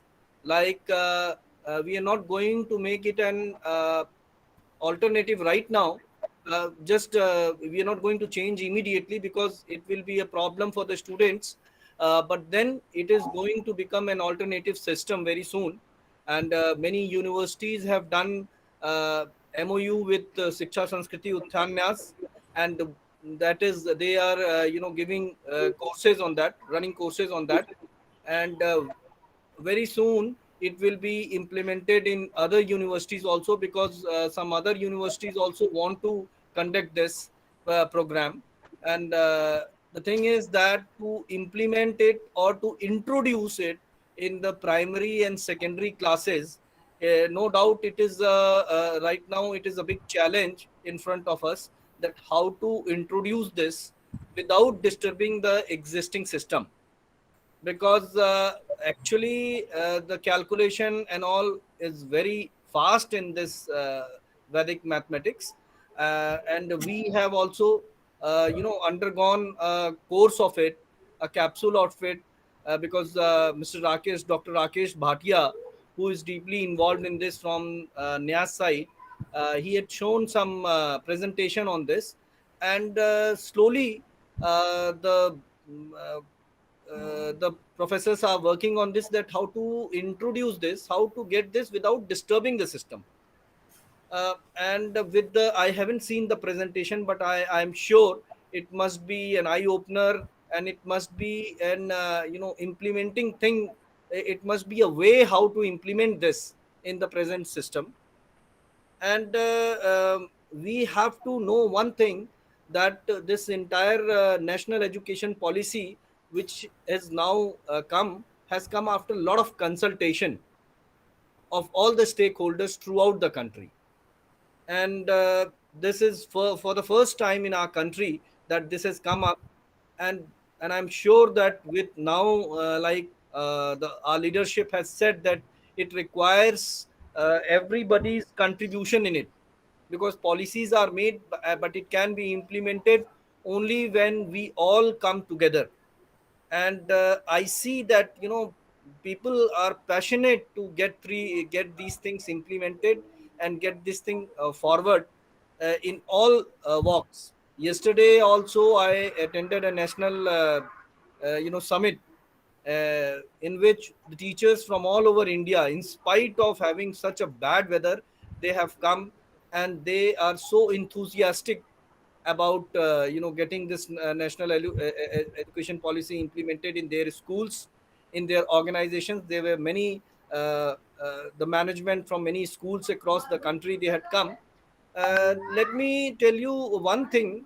uh, it is such a august gathering because we all know that it cannot be implemented without support of each and from each one of us. And how do we do it? We, like, it is being done, and it is a 2 days conference which is going on, seminar in which various papers have been presented, that I'll take account of from Vinodji, that what all has been done. And if there is any suggestion which you all want to give to NCRT, that is most welcome. And you can mail it to us, that how we can do it, so that when NCF comes up, when the focus group is studying on that, how to introduce new things, how to introduce new researches, so then at that time it can be taken. We'll assure you that we'll keep it in front of the experts, group of experts, and they will decide how to do it. And obviously the thing is that that will take some time. It is not going to happen in one day, but definitely we are going on that path, that is going to show the knowledge which we had got, and which somehow we had lost in the midway, because India is not a country, it is a civilization in itself. And we have been the cradle of knowledge of the world in earlier times also. And the world has presently seen this, yoga is being celebrated throughout the world now on 21st June. Similarly, the mathematics which has been like, I will say that it has been forced in the manner which was not existing earlier. Ultimately we are reaching to the same result, but in this process, children learn it faster and they don't hate mathematics. And we should not forget that India is the country which has given the world figure zero, otherwise mathematics couldn't have existed. And there are so many decimal also being given by our country. So, Kanadi has been one of those propagators of our ancient India, and there's so many names. I can't take name of all because it is a long list. Whether it is Aryabhat, whether it is Charvak, Chanakya, or whatever. So, and university system has been given to the world by India only. But now we have to prove it. We cannot just live in the past. And teaching our youngsters, and I believe many young teachers must have presented their presentation. So we have to inculcate the interest, and we have to show it to the world that we had got it, and we will do it. And definitely with the support of all together, we can do it. And I will, once I take the account from Vinodji, I'll definitely put this forward. With these words, I wish you all the best, and I thank you again for inviting me here. Jai Hind, Jai Bharat. Thank you, sir. We will put up all the papers and all the observations and all the discussion to you within a week time to your office.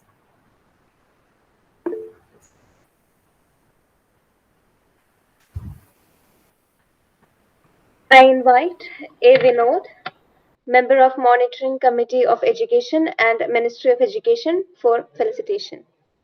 Welcome, sir. Distinguished dignitaries in the program, especially today's chief guest, Dr. Major Harsh Kumar ji, actually who is the leading personality to make a new curriculum, framing a new India and a new generation in India. And I am very thankful to this institution, Adi Shankara College. Actually, this institution, Adi Shankara College and Adi Shankara Parampara, is directly related to both this activity.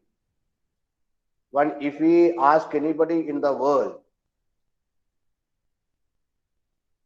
can you name a person from India? Then I am sure that the answer will be Adi Shankara, because Adi Shankara identified with the Indian philosophy of Advaita. And it is the birthplace of Adi Shankaracharya, Kaledi. And this college belonged to Sringeri Shankara Pid. And again, this knowledge, wisdom of Vedic mathematics is again rediscovered by none other than Shankaracharya Swamigal of Puri Shankarapid of the same tradition. And this as a center of knowledge, especially based on Sanskrit, Shiksha Sanskrit, Udanyas, cosmic mathematics, and this Adi Shankara Institute, group of institutes, they are coming together to bring up a new model of education where the traditional knowledge system and the modern knowledge, they are bring together a synthesis of balancing of ancient knowledge as well as modern knowledge, which is the need of the hour. UNESCO has said how an education system of a country should be. They said it should be rooted in their culture and it should be according to the situation and according to the future of the nation. So now this new NEP, National Education Policy, which envisage a vibrant knowledge society. Vibrant knowledge society is an English explanation of the same word Bharat, our nation's name. Bharat means that which is enjoying in the brightness of knowledge. So Bharat and vibrant knowledge society is the same meaning. So Bharat, that is India, is going to be achieving again its real character of knowledge society. For that, such institutions should come forward and make a model how to bring up our traditional knowledge system like Vedic mathematics, Ayurveda, yoga, Vastu, and in many other fields, especially in the science of language. All Indian languages have a scientific backing. How it is, all this new and traditional knowledge system and new knowledge frontier should come together, and these type of international workshops on Vedic mathematics, on Ayurveda, on yoga, and environmental concepts, and well-being, health system, all these areas, Bharat as a very great tradition, very great knowledge system, which the world is expecting from our side. So this is the time to work, do research, do propagation, and do activities on these areas. Shiksha Sanskriti Udhanyas. When started our work about 15 years back, we were putting each and every subject where we have experts. There we are trying to make some syllabus, some practical solution models to develop in that area. So Vedic mathematics in the beginning itself, Shiksha Sanskriti Udhanyas was making, as Major Harshavardhanji told, we have MOU with different universities, different schools, and different agencies has come forward to include Vedic mathematics as an additional course, as a part of engineering, as a part of BSc and MSc, and some are going to integrate this Vedic mathematics in the whole system of Indian knowledge system, where mathematics will be there, yoga will be there, such other Indian knowledge system will be come together, which they will provide as a program of Indian knowledge system. So here in South also we are planning that this Adi Shankara group of institutions should become the basis of this type of activity.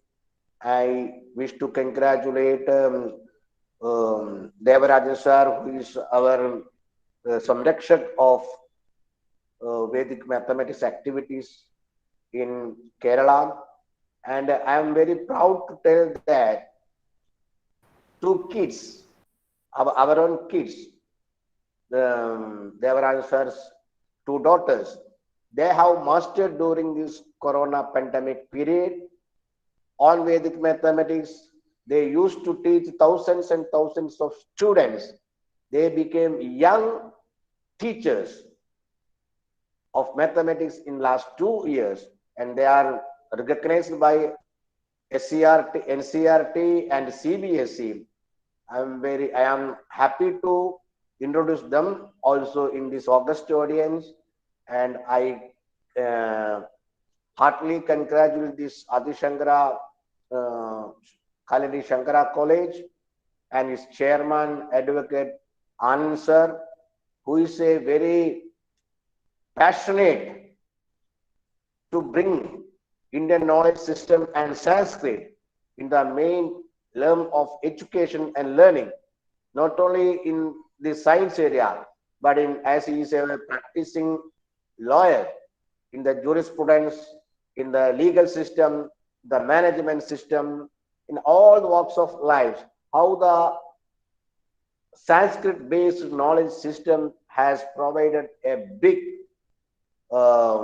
wisdom to the world that he want to bring out, and Shiksha Sanskriti Udhanyas and this college and NCRT, CBSE, UGC, all these educational forums will come together, will work together to make Bharat a great Bharat, an Atmanirbhar Bharat, as Major Saab told, as his name is prefixed by major, is a major in army, and has he know to safeguard our independence, our sovereignty.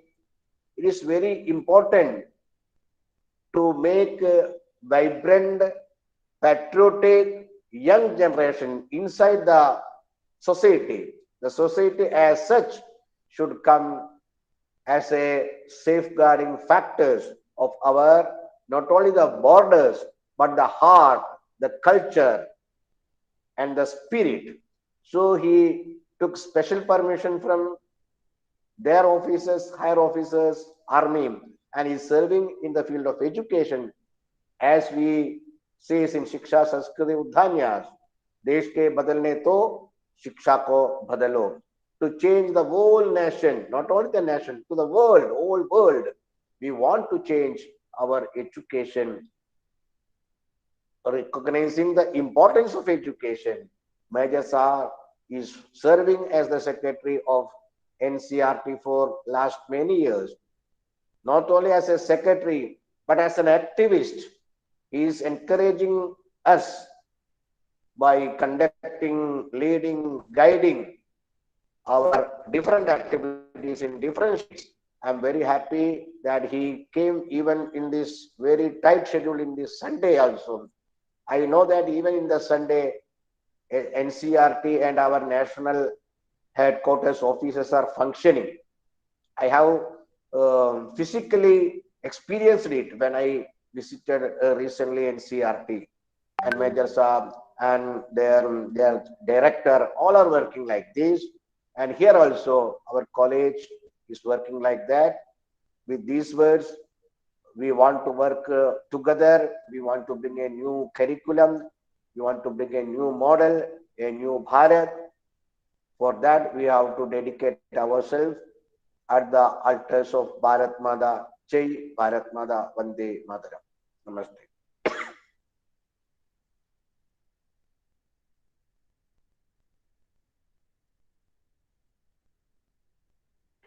Thank you, sir. I invite Purnima Unnikrishnan, second year BSc Mathematics student from Sri Shankara College, Kaladi, for vote of thanks.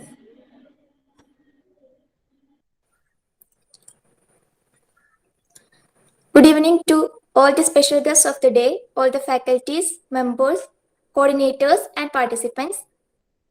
It's really my honor and privilege to be a part of this International Vedic Mathematics Conference. I am really glad to be the one who get the opportunity to convey the vote of thanks and to be able to acknowledge the contributions of those who worked really hard to make this conference happen. I, Purnima Unnikrishnan of Sri Shankara College, Kaladi, first of all extend my sincere gratitude to Almighty God. With His grace and blessings, we were able to make this conference a success. I thank Asha M. Nair for starting the second day of conference by reciting a prayer. Thank you, Asha. I am deeply thankful to Devraj sir for managing the opening ceremony and for his hard work as the main convener to make this conference successful. Thank you, sir. I am deeply grateful to Ms. Veera Stephens, who spared her valuable time to grace the conference with her presence and her talk. I also thank Mr. Kenneth Williams, who also graced our conference with his presence on the first day, and I sincerely thank all the presenters for making this conference a huge success. It was really nice to hear their thoughts on different topics in Vedic mathematics. Also, I really thank the teachers of Sri Shankara College, Kaladi, and each and every person who worked for this conference during the first and second days. I thank Mr. Vaishak KN for delivering the welcome note. Thank you, sir. I extend my sincere gratitude to Advocate K. Anand for addressing the gathering. Thank you, sir, for sparing your time. I thank Mr. A. Vinod, the member of Monitoring Committee of Education and Ministry of Education, for conveying felicitation. I extend a really hearty gratitude to our chief guest, Major Harsh Kumar, who spared his valuable time to grace us with his presence. Thank you, sir. I would like to thank each and every individual who contributed for the success of this conference. Thank you all. Finally, I would like to thank all the faculty members, participants, seminar presenters, and chief guests who cooperated to involve in this international conference. Thank you all. Once again, I thank each and every one of you who contributed to make this two-day conference successful. Thank you. Thank you all once again. Okay, so this the first International Vedic Mathematics Conference second day has been adjourned